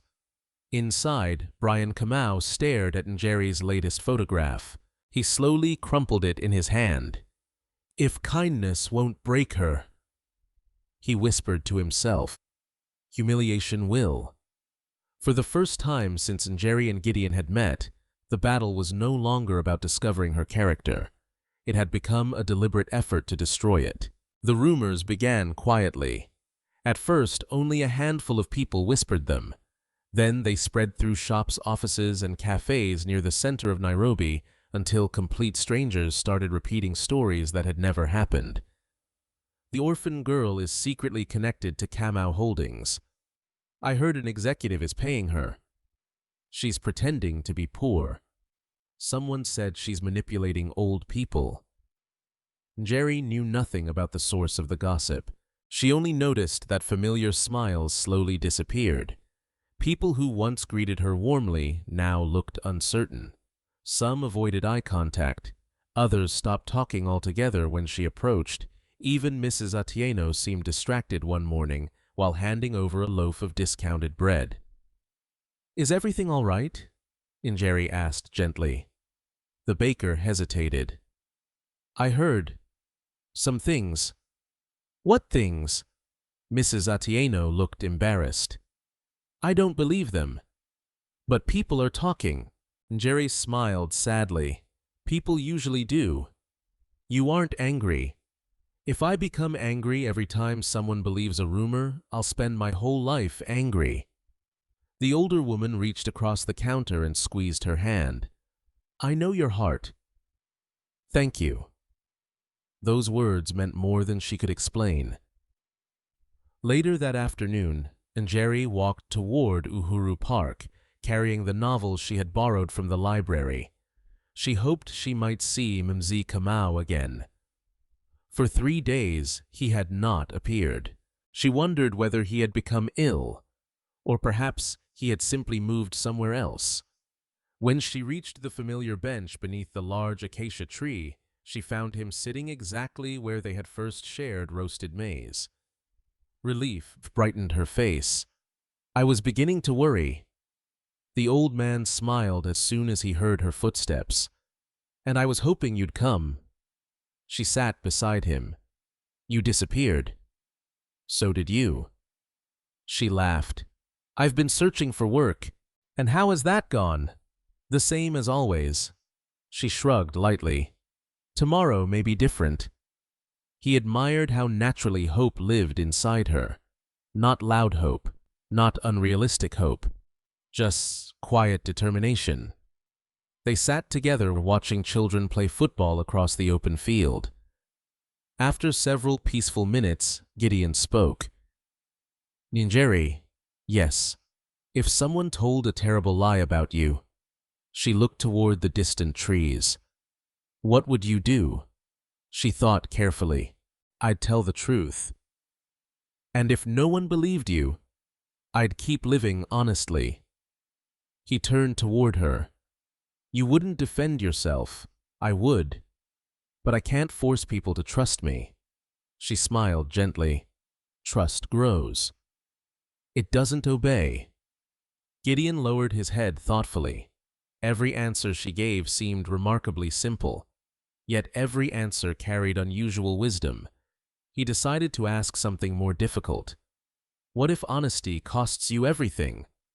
She did not answer immediately. Instead, she picked up a fallen jacaranda flower from the ground. She slowly turned it between her fingers. Mama Wanjiku once told us something after another orphan stole food. What happened? The younger children wanted him punished. And she forgave him. Gideon looked surprised. Why, because she said hunger had already punished him. He remained silent. Njeri continued. That night, I asked her if being good was worth it. What did she say? She told me honesty isn't valuable because it protects your future. She smiled softly. It's valuable because it protects your soul. The words settled deeply inside him. For years, Gideon had searched for successors inside boardrooms. He had evaluated executives through profits leadership scores and negotiation skills. Yet, sitting beside him was a homeless orphan who understood character more deeply than many corporate leaders. A young boy suddenly ran toward them.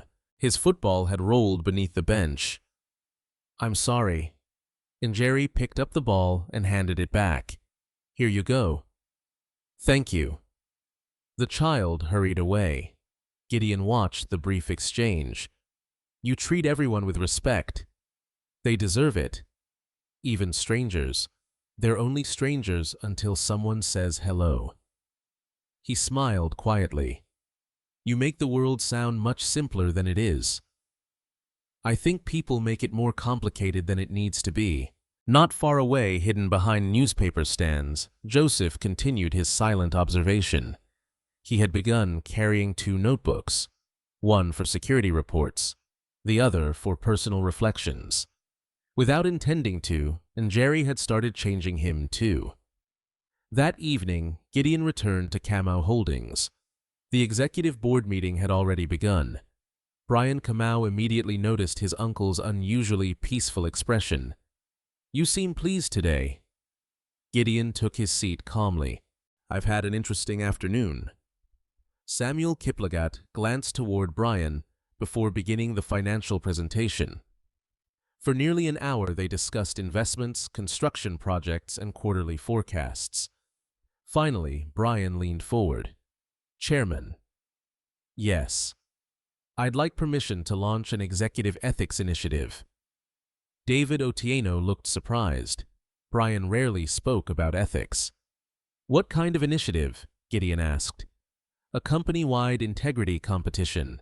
Samuel joined in smoothly. Employees demonstrating exceptional honesty would receive significant rewards. David nodded. That sounds positive. Brian smiled confidently. It will improve our public reputation. Gideon studied his nephew carefully. He understood Brian well enough to recognize hidden motives. Nothing Brian proposed was ever entirely innocent. Still, I approve. Brian smiled. Exactly as planned. After the meeting ended, Samuel quietly closed the office door. He accepted. Brian nodded. The first stage is complete. What comes next? We invite Njeri. Samuel frowned. She doesn't work here. Not yet. Brian smiled coldly. But she soon will. Meanwhile, Njeri returned to the church carrying only a loaf of bread. Mrs. Otieno had insisted she accept. She divided it into 3 pieces. One for herself, one for the elderly priest, one for a little boy who often slept outside the nearby bus station. The child smiled broadly when she handed it to him. You always share. She laughed. So do you. He looked confused. I don't have anything. You shared your smile. The boy grinned even wider. Across the street, Peter Moria watched from inside his parked sedan. He no longer felt like an investigator. He felt like a witness. Each day produced another example of the same extraordinary consistency. She behaved exactly the same whether someone thanked her or ignored her, whether she had money or none, whether life rewarded her or disappointed her. He finally called Brian. "I've completed another week, and my report won't change." Brian sighed impatiently. "Then you're not looking hard enough," Peter answered quietly. "Or perhaps you're looking for something that isn't there." The line went silent. Then Brian spoke with icy calm. "Everyone has a weakness. If you can't find hers—" He paused deliberately. "I'll create one." Peter slowly lowered the phone. For the first time since accepting the assignment, genuine concern settled into his heart. He realized the investigation had crossed a dangerous line. Someone was no longer searching for the truth. Someone was preparing to manufacture a lie, and Njeri, completely unaware, was walking directly toward the most difficult test of her life. 3 days later, a plain white envelope arrived at the church. The elderly priest found it resting beneath the wooden door just after morning prayers. "Njeri." She looked up from sweeping the courtyard. "Someone left this for you." She accepted the envelope carefully. Unlike the mysterious package filled with cash she had turned over to the police, this one contained only a neatly typed letter. There was no signature, no company logo, only a short message. "We are conducting interviews for a community outreach assistant. If you are interested, please report to the Riverside Community Center at 10 o'clock on Thursday." A date, a time, nothing else. The priest smiled. "Perhaps this is the opportunity you've been waiting for." Njeri folded the letter carefully. "Perhaps." She refused to become too excited. Too many opportunities had disappeared before they truly began. Still, she ironed her cleanest dress that evening. It was pale blue, faded from years of washing, but neatly repaired. Mama Wanjiku had taught her that respect for oneself often began with taking care of what little one owned. Thursday morning arrived bright and clear. Njeri reached the Riverside Community Center 30 minutes early. The building stood beside a public park overlooking the Nairobi River. Several other applicants waited quietly inside. Some wore expensive suits. Others carried thick folders filled with certificates. Njeri held only a simple envelope containing copies of her school records and 2 recommendation letters from the church and the public library. She looked around nervously. Perhaps she was underqualified. Perhaps she should leave before embarrassing herself. A cheerful receptionist smiled. "Good morning. I'm here for the interview. Name, Njeri Mwangi." The receptionist checked the list. "Please have a seat." Everything seemed surprisingly organized. Unknown to every applicant inside the room, the interview itself had been arranged by Gideon Kamau. Not to offer Njeri charity. To answer one final question. Would her kindness remain unchanged if she believed her future depended on success from a private office upstairs? Gideon observed through a security monitor. Joseph stood beside him. "The candidates have arrived." "And Njeri?" "She was first." Gideon smiled faintly. "She usually is." Meanwhile, in another vehicle parked across the street, Brian Kamau lowered a pair of binoculars. "So this is where she is."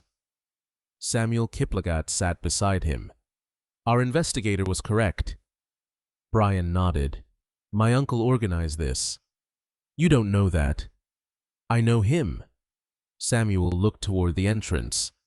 "What do we do?" Brian smiled calmly. "We wait." The interviews began shortly after 10. Applicants entered one at a time.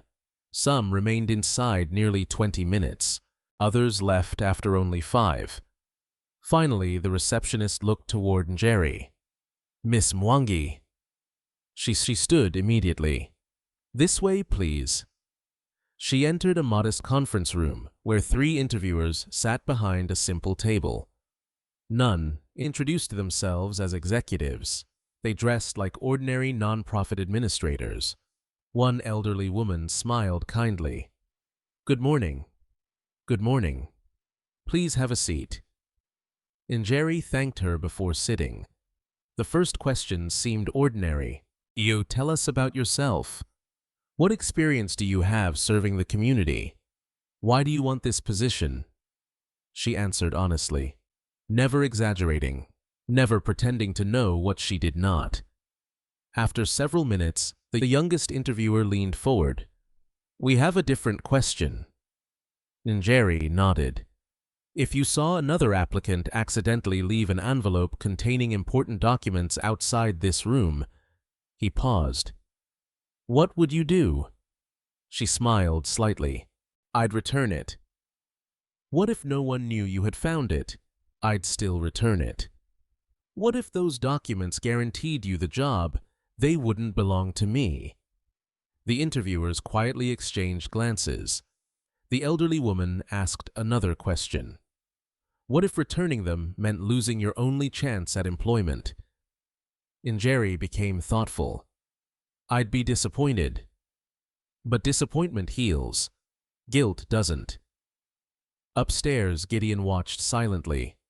Joseph looked toward him. "Same answer." Gideon nodded. "Always." The interview continued. Finally, the elderly woman stood. "Thank you. You'll hear from us soon." Njeri smiled politely. "Thank you for your time." As she walked toward the exit, she noticed a brown wallet lying beneath one of the waiting room chairs. No one else appeared to have seen it. She picked it up. It felt unusually heavy. The receptionist looked up. "Can I help you? I think someone dropped this." The woman accepted the wallet. "Thank you." Before placing it inside a drawer, she opened it just enough to identify the owner. Both women froze. Inside rested several $1,000s in U.S. currency, multiple credit cards, and identification belonging to one of the interview panel members. The receptionist stared at Njeri. "You didn't look inside." "No." "You knew it might contain money." "It wasn't mine." The receptionist smiled. "I'll make sure it's returned." Njeri nodded and quietly left the building. She never knew the wallet had been placed there deliberately. Another test. Another opportunity to choose differently. Another chance to reveal who she truly was. Upstairs, Joseph closed his notebook. "I believe we have our answer." Gideon remained silent for a long time. Finally, he spoke. "No." Joseph looked surprised.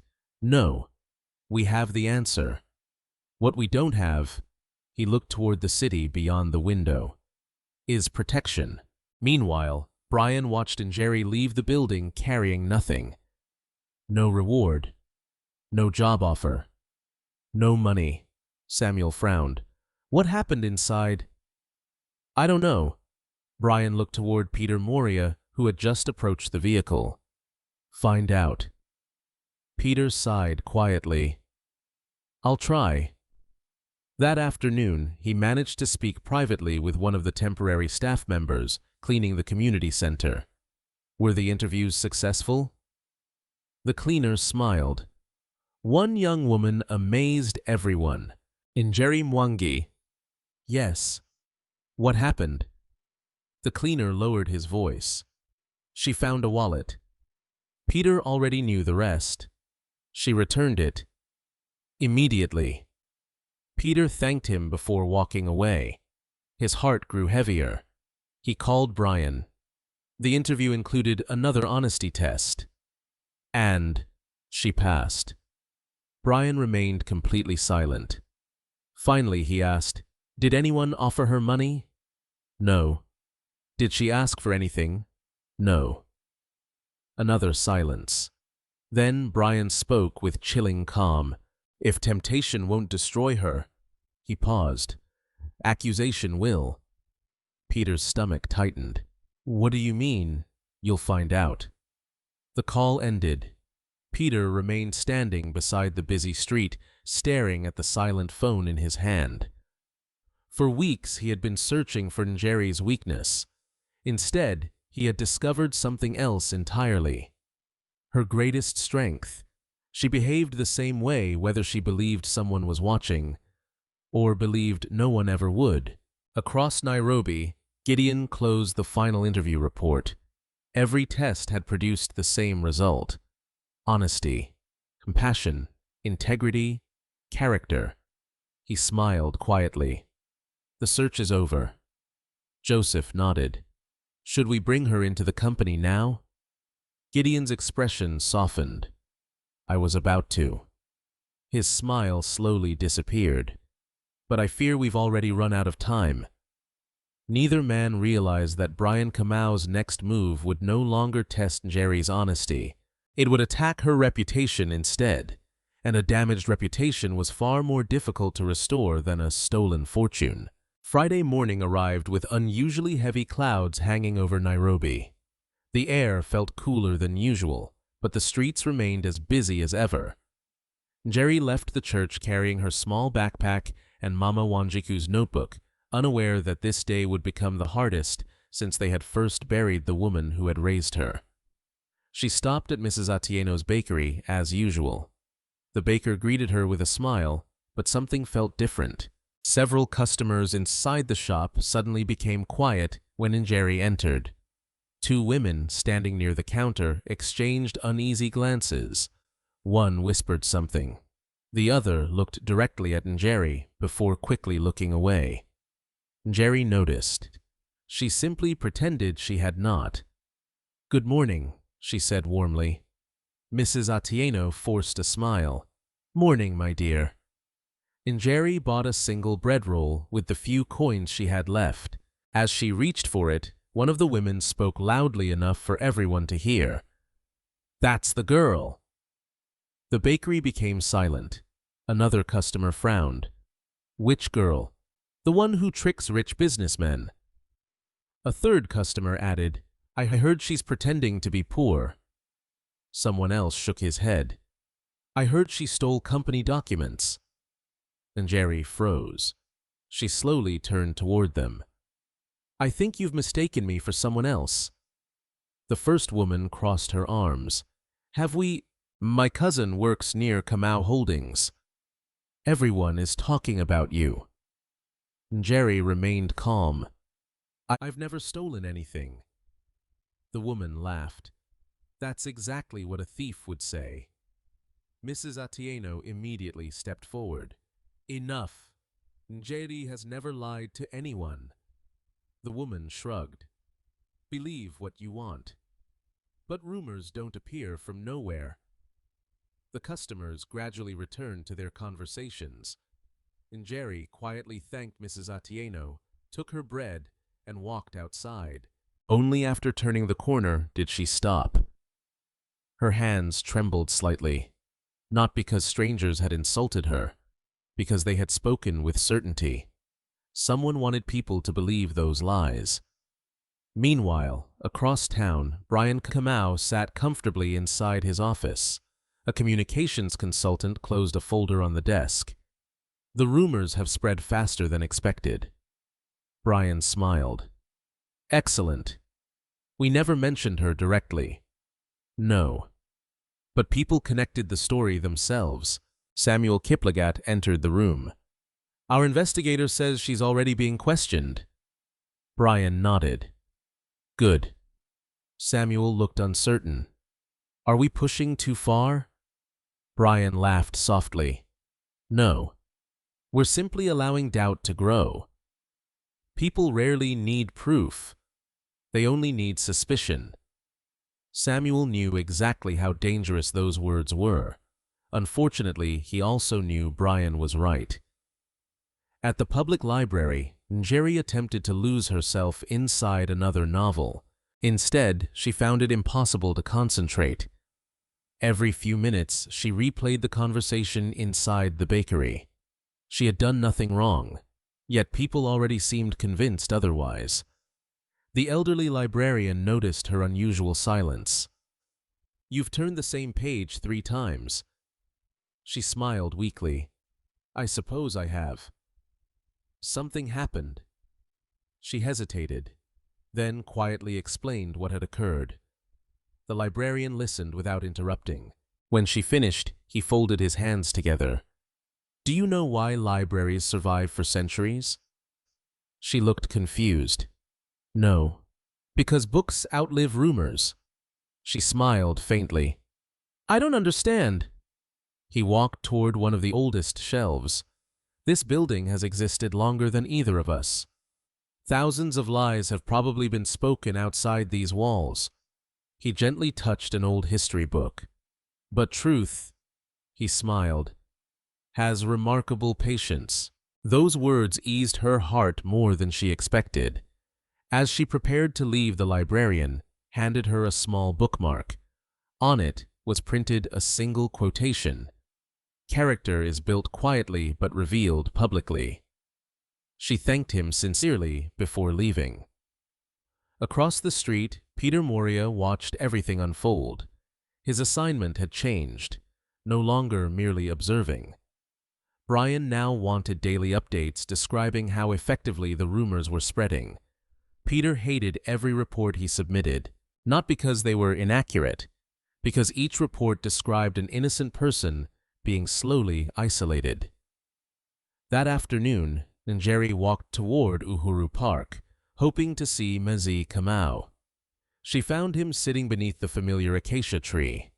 The moment she heard his voice, the weight inside her heart became lighter. "You sound tired today," Gideon said. She sat beside him. "I suppose I am." "What happened?" She hesitated, then told him everything. The whispers, the accusations, the rumors. She never exaggerated. She simply described exactly what had happened. When she finished, Gideon remained silent for several moments. Finally, he asked, "Did you defend yourself?" "A little. And they didn't believe me." He nodded slowly. "I expected that." She looked surprised. "You did? People often accept exciting lies more quickly than ordinary truth." She sighed quietly. "It hurts." "I know. I've worked so hard. I've tried to live honestly. And suddenly strangers think they know me." Gideon's expression softened. "May I tell you something?" "Please." "When I was younger," he continued carefully, still protecting his true identity, "someone accused me of something I never did." "What happened?" "I spent weeks trying to convince everyone I was innocent." "Did it work?" "Eventually." "But I learned something." "What?" "If your entire life becomes an argument," he smiled gently, "you stop living it." Njeri looked down at the grass. "So, what should I do?" "Keep becoming the person the lies cannot describe." She thought about those words for a long time. Then she smiled. "I think Mama Wanjiku would have liked you." Gideon quietly laughed. "I hope so." Not far away, Joseph watched through binoculars. His phone vibrated. It was one of his security officers. "Sir?" "We've confirmed the source." Joseph's voice became serious. "Go on." "The rumors originated from a marketing agency recently hired by Brian Kamau." Joseph's eyes narrowed. "Evidence." "We have payment records." Joseph immediately ended the call and drove straight to Kamau Holdings. Minutes later, he placed the evidence before Gideon. The chairman studied every document carefully: invoices, email records, anonymous online posts. Everything pointed toward Brian. Joseph finally spoke. "We can stop this today." Gideon remained silent. "We expose him." "Oh?" "We protect Njeri." Still, Gideon said nothing. Finally, he looked toward Joseph. If we expose Brian now, he paused. He'll simply invent another attack. Joseph understood. You want the entire network. Exactly. We don't cut one branch. We remove the roots. That evening, Brian received another report. The rumors are spreading successfully. He smiled with satisfaction. And the girl, she's upset, but still helping people. Brian's smile disappeared. Still. Yes. He slammed the folder onto his desk. Unbelievable. Samuel looked at him quietly. What now? Brian stood and walked toward the window overlooking Nairobi's skyline. If lies aren't enough. His reflection stared back at him. Then we'll give the police something to investigate. Samuel slowly looked up. You don't mean, I do. This time, Brian smiled coldly. She won't merely face gossip. He turned toward Samuel. She'll face criminal charges. Far across the city, Njeri returned to the church carrying only her backpack and a borrowed library book. She still stopped to help an elderly woman cross the road. She still shared half of her bread with the little boy near the bus station. She still smiled at strangers, completely unaware that by sunrise, someone would be preparing evidence for a crime she had never committed. Saturday morning broke with clear skies over Nairobi, but an uneasy silence seemed to follow Njeri wherever she walked. She rose before dawn, helped the elderly priest arrange chairs for morning prayers, then swept the small church courtyard exactly as she did every weekend. Routine brought peace. As long as she focused on simple tasks, the rumors felt farther away.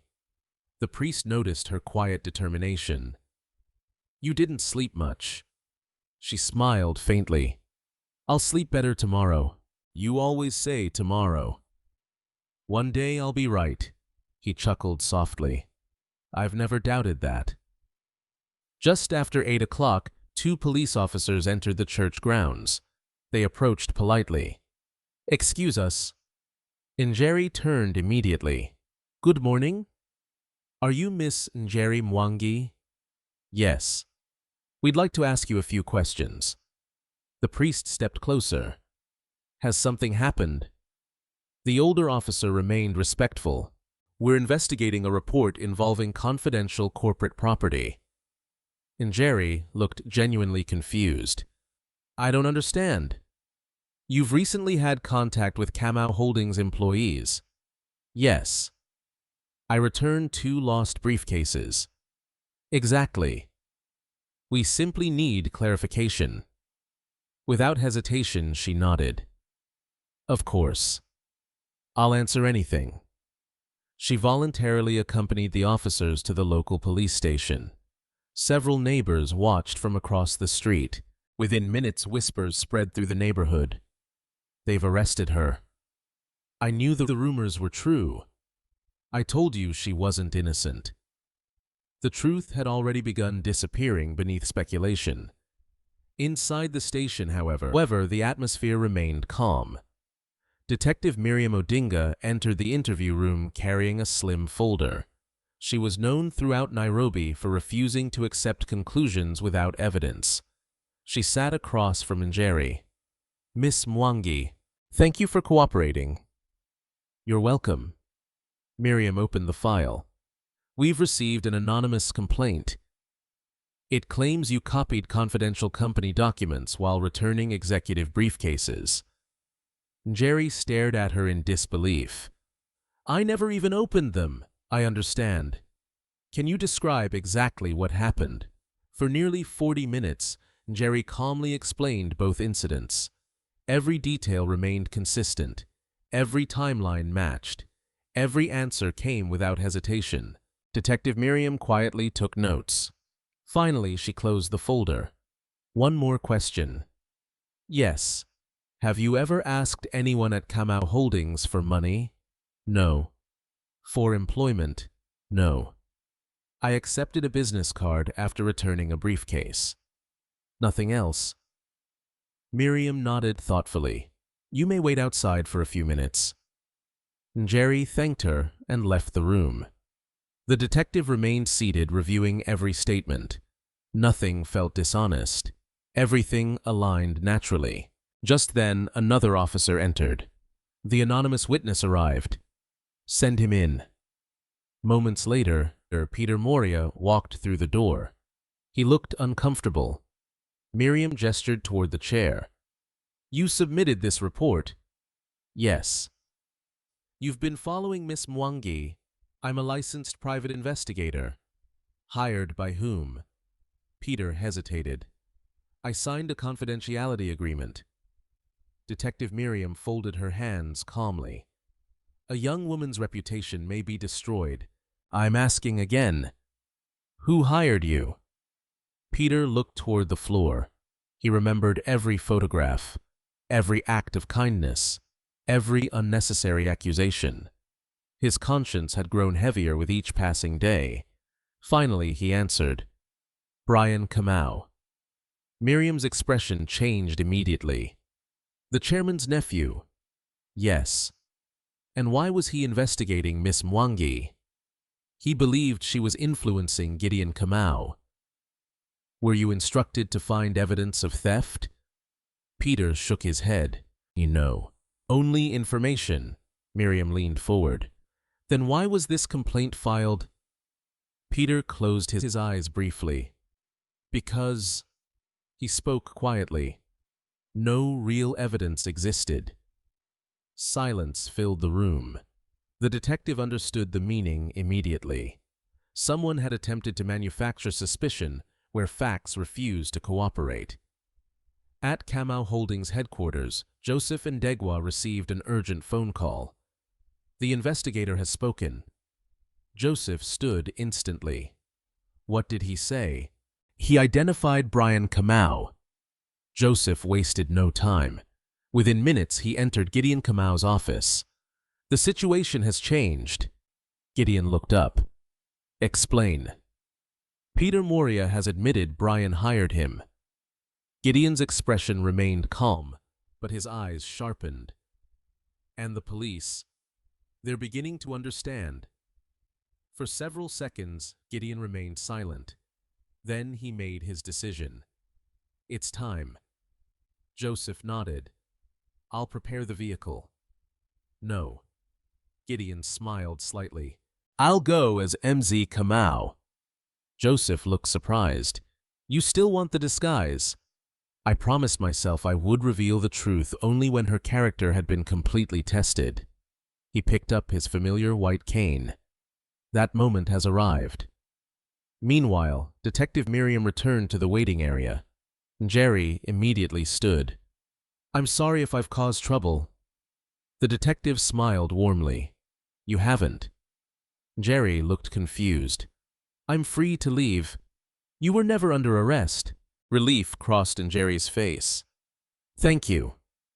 Miriam walked beside her toward the station entrance. I have one piece of advice. What is it? Don't lose faith. Not everyone believes rumors. Njeri smiled gratefully. I'll remember that. As she stepped outside, several reporters suddenly rushed toward the entrance. Someone had leaked information about the investigation. Cameras. Microphones. Questions shouted from every direction. Miss Mwangi, did you steal confidential documents? Are you connected to Kamau Holdings? Did executives pay you? Njeri froze.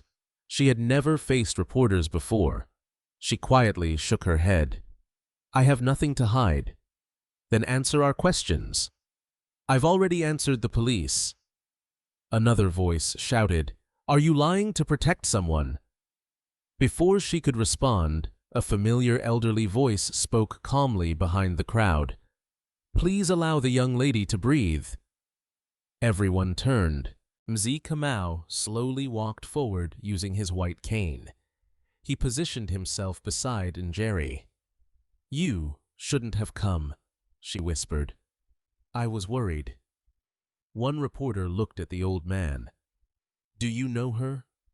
Yes. What kind of person is she? Gideon smiled gently. The kind who helps blind strangers without asking their names. Another reporter asked, "Do you believe she's innocent?" The old man answered without hesitation, "I don't believe." "I know." The confidence in his voice caused several journalists to lower their microphones, and Njeri looked at him with grateful eyes. "You didn't have to defend me." He smiled. "Sometimes truth needs a witness." Across the street, Brian Kamau watched everything from inside a black SUV. His jaw tightened. Why is that old man always with her? Samuel studied the scene through binoculars. "I don't know, but the police released her." Brian slammed his fist against the seat. "Impossible.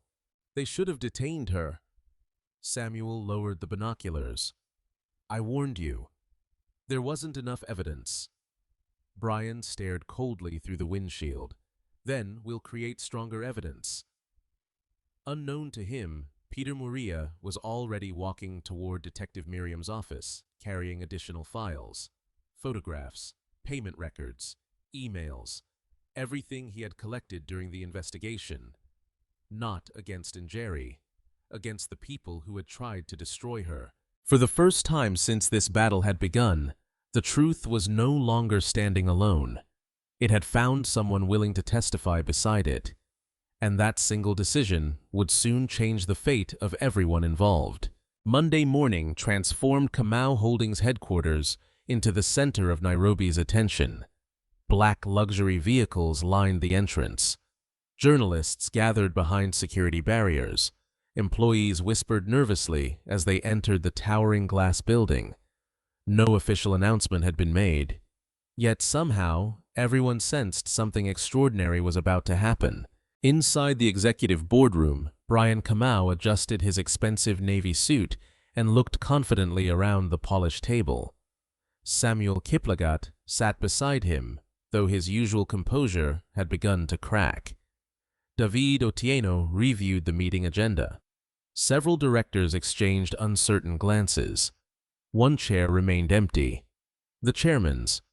Brian checked his watch. "He's late." David calmly replied, "The chairman is rarely late." As if responding to those words, the boardroom doors opened. Joseph and Ndegwa entered first. "Good morning." Every conversation stopped. Joseph rarely attended board meetings unless security matters required immediate attention. Behind him walked an elderly blind man wearing a simple gray jacket, dark sunglasses, and carrying a familiar white cane. Several directors looked confused. Brian frowned. "Who is this?" Joseph answered calmly. "Our chairman's guest." Without another word, the old man slowly walked toward the head of the table. Brian stood immediately. "Excuse me. That seat belongs to Chairman Gideon Kamau." The old man smiled faintly. "I know." He placed the white cane carefully against the table. Then, with slow, deliberate movements, he removed his sunglasses. Silence spread across the room. Next came the gray cap, then the false aging makeup around his cheeks. Finally, he straightened his posture. The gentle old blind man disappeared. Standing before them was Gideon Kamau himself, the billionaire chairman. The room froze. David Otieno smiled quietly. He had suspected something unusual for weeks. Samuel's face turned completely pale. Brian staggered backward. "No, it can't be." Gideon looked around the room. "For nearly 8 months." His calm voice filled every corner. "I have spent my afternoons walking the streets of Nairobi disguised as a blind man." No one interrupted. "I wanted to remember the city that built this company.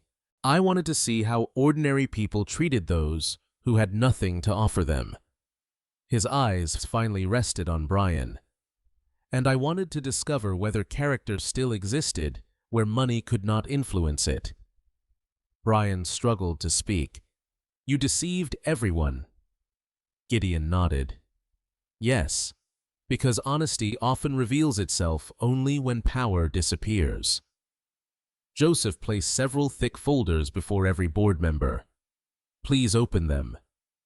Inside were hundreds of pages, photographs, security reports, interview transcripts, surveillance records, statements from Detective Miriam Odinga, financial documents, emails connecting Brian to the anonymous rumor campaign, invoices proving payments made to the marketing agency, bank transfers hiring Peter Moria. Every page built the same undeniable picture. David slowly turned another page. His expression hardened. This is extensive. Joseph answered quietly. We documented everything. Brian's confidence disappeared.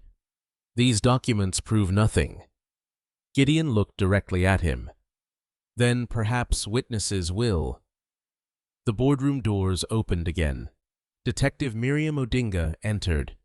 Behind her walked Peter Moria. Both took seats near the front. Miriam spoke first. My investigation concluded that Miss Njeri Mwangi committed no crime. She placed her official report on the table. The anonymous complaint originated through false information connected to individuals inside this company. Peter then stood. He looked directly at Brian. I was hired to investigate Miss Njeri. Brian interrupted immediately.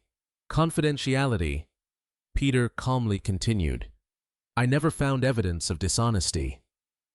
When I reported that fact, he swallowed slowly. I was encouraged to continue searching until something damaging could be created. Every word echoed through the silent room. Samuel lowered his head. Brian's breathing became heavier. This is ridiculous. They're lying. Gideon quietly pressed a remote control. A large screen illuminated behind him. Security footage appeared. Video clips showed anonymous envelopes of cash being delivered. Marketing agency emails discussing online rumors. Telephone records. Private investigator invoices. Even recordings of conversations between Brian and the consultant arranging the misinformation campaign. There was no longer any room for denial. One elderly board member slowly removed his glasses. I've served this company for 26 years. He looked toward Brian. I've never witnessed anything this disgraceful. Another director nodded. You attempted to destroy an innocent young woman. Brian looked desperately toward Samuel. Say something. Samuel closed his eyes briefly, then quietly answered, Everything presented is true. Brian stared at him in disbelief. You're abandoning me. Samuel sighed heavily. I should never have followed you. Silence returned. Finally, Gideon spoke. This company was built by people who believed reputation was earned through integrity, not manipulation, not fear, not greed. He looked toward Joseph. The board already knows my recommendation. Joseph nodded. A formal vote began. One by one, directors raised their hands. The decision became unanimous. Brian Kamau was immediately removed from every executive position within Kamau Holdings. Samuel Kiplagat was dismissed for participating in the scheme. Both would face civil proceedings related to fraud and defamation. Neither man protested. They understood the evidence was overwhelming. As security officers escorted Brian toward the exit, he suddenly turned back. This is all because of one homeless girl, Gideon answered calmly. No, this happened because you forgot something. Brian frowned. What? The value of character. Outside the headquarters, journalists rushed toward the departing executives. News spread across Nairobi within minutes. Kamau Holdings chairman exposed corruption. False accusations against Orphan cleared. Executive conspiracy uncovered. Across the city, Njeri remained completely unaware. She spent the morning helping repaint the community center playground with local volunteers. Blue paint covered one sleeve of her dress. Children laughed nearby. She smiled as they argued over which color belonged on the swings. Her phone rang. David Otieno.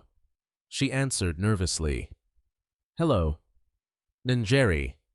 Good morning. I have something important to tell you. What is it? The man you've known as Njeri Kamau. He paused. Would like to meet you this afternoon. She smiled warmly. I'd like that too. David continued gently. There's one more thing. Yes. He isn't who you think he is. Njeri frowned slightly. What do you mean? You'll understand soon. After the call ended, she sat quietly beneath a tree holding the silent phone.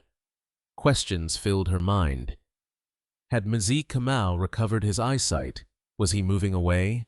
Why had David sounded so emotional?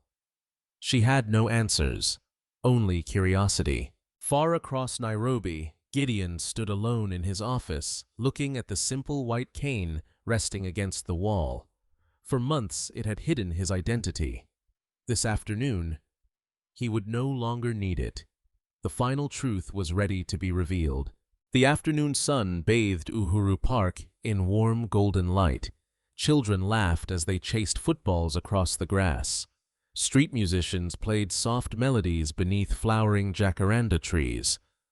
To everyone else, it was an ordinary day. For Njeri Mwangi, it would become the day that changed her life forever. She arrived a few minutes early, just as she always did. The familiar bench beneath the acacia tree was empty. She looked around wondering whether Njeri Kamau had not yet arrived.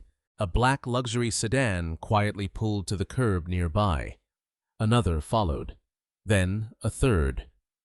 Men and women dressed in professional business attire stepped out and respectfully formed two lines. Njeri stared in confusion. She had never seen anything like it. The rear door of the first vehicle opened. Instead of the elderly blind man, she expected a tall gentleman wearing a perfectly tailored charcoal suit stepped out. His posture was confident. His eyes were clear. There was no white cane, no dark glasses. For several long seconds, Njeri simply looked at him. The man smiled gently. You've been wondering where Njeri Kamau went. She recognized the voice immediately. Her eyes widened. No, it can't be. He walked closer. It's me. She looked from his face to the waiting executives, then back again. The surgeries restored my eyesight months ago. You. Her voice trembled. You're not a blind man.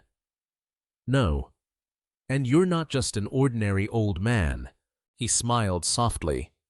My name is Gideon Kamau. I'm the chairman of Kamau Holdings. The world seemed to stop. Every conversation they had shared beneath the trees replayed inside her mind. The roasted maize, the long walks, the questions about kindness, the stories, the advice. None of it had been false. Only his identity. She remained silent for several moments. Finally, she asked the only question that mattered. Why? Gideon's expression became deeply sincere. Because I needed to know whether kindness still existed when there was nothing to gain. You tested me. I observed you. I never wanted to manipulate you. I wanted to understand who you truly were. Njeri lowered her eyes. You could have told me. I could have. But then, I would never have known whether your compassion was for a billionaire. He paused. Or simply for another human being. She thought quietly about his words. Then she smiled. I suppose you found your answer. I did. He reached into his jacket and removed a worn notebook. Mama Wanjiku's favorite saying had been carefully copied onto the first page. People may steal your money, but they can never steal your heart. Njeri looked at him in surprise. You remembered. I remembered everything. He closed the notebook. For months, I watched you choose honesty when no one was watching. You returned property that could have changed your life. You refused rewards. You endured lies without becoming bitter. You gave away food when you barely had enough yourself. He looked directly into her eyes. I've spent decades building a successful company. But I realized something. Buildings can be purchased. Machines can be replaced. Even money can be earned again. He smiled warmly. Character cannot. Several executives quietly stepped forward. David Otieno carried a leather folder. Joseph Ndegwa stood beside him with unmistakable pride. Gideon accepted the folder. Njeri, I have an offer. She listened silently. I want you to join Kamau Holdings. Her eyes widened. I don't have business experience. I know. I've never worked in an office. I know. I'm not qualified. He gently shook his head. You possess the one qualification that cannot be taught. She looked confused. What is that? Integrity. David handed her the folder. Inside rested an official employment contract. Community Development Coordinator.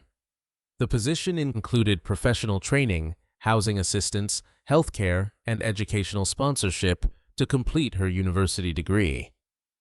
Njeri stared at the pages. Tears slowly filled her eyes. I don't know what to say. Gideon smiled. Say yes, only if it's what you truly want. She looked around the beautiful park, then toward the church visible in the distance, then at the folder once more. Finally, she looked back at Gideon. I'll accept, but only on one condition. Several executives exchanged curious glances. Gideon smiled. I had a feeling there would be one. She took a slow breath.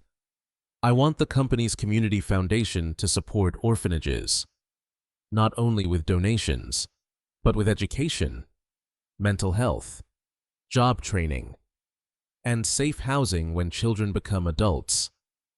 Silence followed. Then Gideon laughed warmly. I was hoping you'd ask for something exactly like that. He extended his hand. It's already approved. Njeri shook his hand. For the first time in many years, hope no longer felt like a distant dream. It felt real.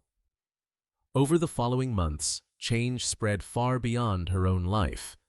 Kamau Holdings launched a nationwide initiative supporting orphanages across Kenya. Young adults leaving institutional care received scholarships, career counseling, and transitional housing. The church that had sheltered Njeri received funding to expand its community programs. Mrs. Atieno's small bakery became one of the foundation's partners, training vulnerable young people in baking and small business management. The public library established new reading programs sponsored by the company. Even Detective Miriam volunteered her time teaching legal awareness workshops for disadvantaged youth. Peter Moria left private investigation and accepted a position in corporate compliance, determined to use his skills to protect honesty instead of suspicion. As for Brian Kamau and Samuel Kiplagat, the legal process continued. The evidence collected during the investigation resulted in convictions for corporate fraud, conspiracy, and defamation. Their influence disappeared almost as quickly as it had once grown. 1 year later, Njeri returned to the same bench in Uhuru Park. Gideon joined her carrying 2 roasted ears of maize. He handed her the larger one. She laughed. You still remember. I learned from the best. Children played nearby exactly as they had on the day they first met. Only now, Njeri no longer worried about where she would sleep that night. She spent her days helping other young people build futures they had once believed impossible. She opened Mama Wanjiku's notebook one last time. Beneath the familiar quotation, she had added a new sentence. Kindness may begin with one person, but it never ends there. She smiled toward the setting sun. Her journey had never been about becoming rich. It had always been about remaining the same person before and after life changed. And in the end, that quiet, unwavering integrity became the greatest fortune she would ever possess. The afternoon sun bathed Uhuru Park in warm, golden light. Children laughed as they chased footballs across the grass. Street musicians played soft melodies beneath flowering jacaranda trees. To everyone else, it was an ordinary day. For Njeri Mwangi, it would become the day that changed her life forever. She arrived a few minutes early, just as she always did. The familiar bench beneath the acacia tree was empty. She looked around, wondering whether Njeri Kamau had not yet arrived. A black luxury sedan quietly pulled to the curb nearby. Another followed. Then a third. Men and women dressed in professional business attire stepped out and respectfully formed two lines. Njeri stared in confusion. She had never seen anything like it. The rear door of the first vehicle opened. Instead of the elderly blind man, she expected a tall gentleman wearing a perfectly tailored charcoal suit stepped out. His posture was confident. His eyes were clear. There was no white cane, no dark glasses. For several long seconds, Njeri simply looked at him. The man smiled gently. "You've been wondering where Njeri Kamau went." She recognized the voice immediately. Her eyes widened. "No, it can't be." He walked closer. "It's me." She looked from his face to the waiting executives, then back again. "The surgeries restored my eyesight months ago." "You?" Her voice trembled. "You're not a blind man." "No." "And you're not just an ordinary old man." He smiled softly. "My name is Gideon Kamau. I'm the chairman of Kamau Holdings." The world seemed to stop. Every conversation they had shared beneath the trees replayed inside her mind. The roasted maize, the long walks, the questions about kindness, the stories, the advice. None of it had been false, only his identity. She remained silent for several moments. Finally, she asked the only question that mattered. "Why?" Gideon's expression became deeply sincere. "Because I needed to know whether kindness still existed when there was nothing to gain. You tested me. I observed you. I never wanted to manipulate you. I wanted to understand who you truly were." Njeri lowered her eyes. "You could have told me." "I could have.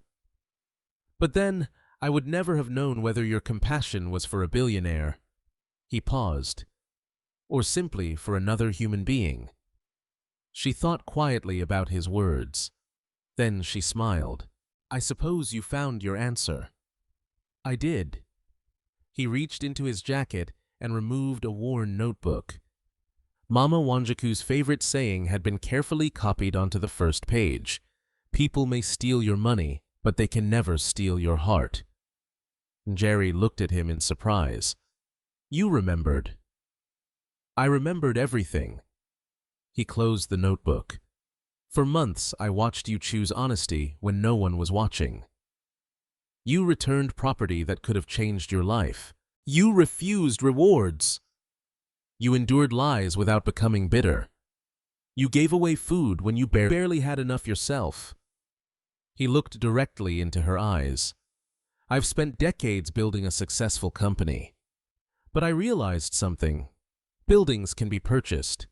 Machines can be replaced. Even money can be earned again." He smiled warmly. "Character cannot." Several executives quietly stepped forward. David Otieno carried a leather folder. Joseph Ndegwa stood beside him with unmistakable pride. Gideon accepted the folder. "Njeri, I have an offer." She listened silently. "I want you to join Kamau Holdings." Her eyes widened. "I don't have business experience." "I know. I've never worked in an office." "I know. I'm not qualified." He gently shook his head. You possess the one qualification that cannot be taught. She looked confused. What is that? Integrity. David handed her the folder. Inside rested an official employment contract. Community Development Coordinator. The position included professional training, housing assistance, healthcare, and educational sponsorship to complete her university degree. Njeri stared at the pages. Tears slowly filled her eyes. I don't know what to say. Gideon smiled. Say yes, only if it's what you truly want. She looked around the beautiful park, then toward the church visible in the distance, then at the folder once more. Finally, she looked back at Gideon. I'll accept, but only on one condition. Several executives exchanged curious glances. Gideon smiled. I had a feeling there would be one. She took a slow breath. I want the company's community foundation to support orphanages, not only with donations, but with education, mental health, job training, and safe housing when children become adults. Silence followed. Then Gideon laughed warmly. I was hoping you'd ask for something exactly like that. He extended his hand. It's already approved. Njeri shook his hand. For the first time in many years, hope no longer felt like a distant dream. It felt real. Over the following months, change spread far beyond her own life. Kamau Holdings launched a nationwide initiative supporting orphanages across Kenya. Young adults leaving institutional care received scholarships, career counseling, and transitional housing. The church that had sheltered Njeri received funding to expand its community programs.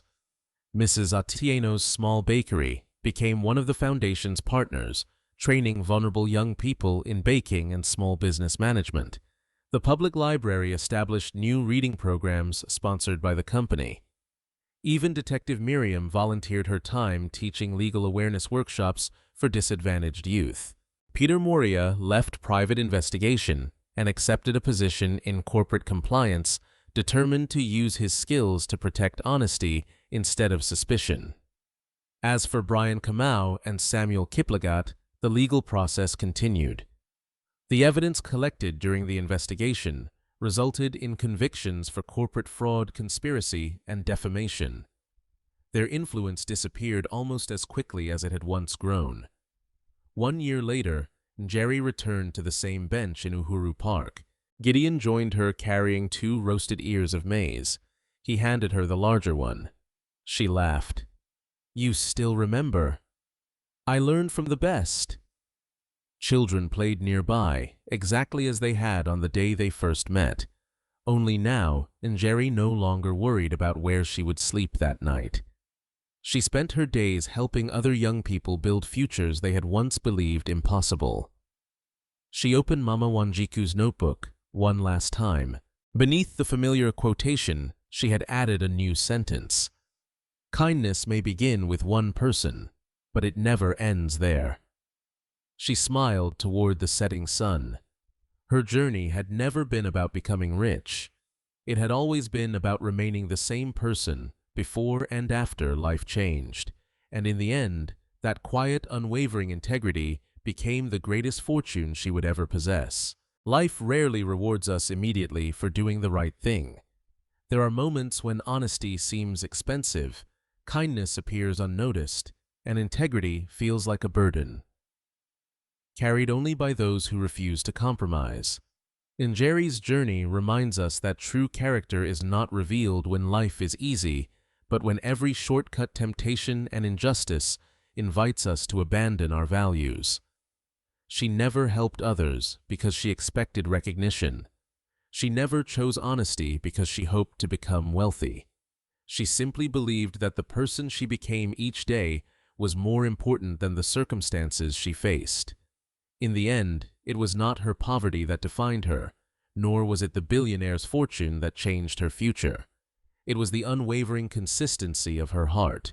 Wealth can provide comfort, influence can open doors, and success can earn admiration, but none of those things can replace integrity. Trust is built one decision at a time, often in moments when no one is watching. The smallest acts of compassion can travel farther than we ever imagined, touching lives we may never know, and creating opportunities that cannot be planned or purchased. Even when the world misunderstands, you remain faithful to your principles, because truth has a quiet strength that eventually outlasts every lie. Your greatest investment is not in money, status, or possessions. It is in the kind of person you choose to become. A life built on kindness, humility, and honesty may not always be the easiest path, but it is the one that leaves the deepest and most lasting legacy. If this story touched your heart, we'd love to hear from you. What lesson resonated with you the most, and how would you have responded if you were in Njeri's place? Share your thoughts in the comments below. If you enjoy inspiring stories about courage, compassion, and justice, please subscribe to the channel and turn on notifications so you never miss our next story. Thank you for watching, and we'll see you in the next video.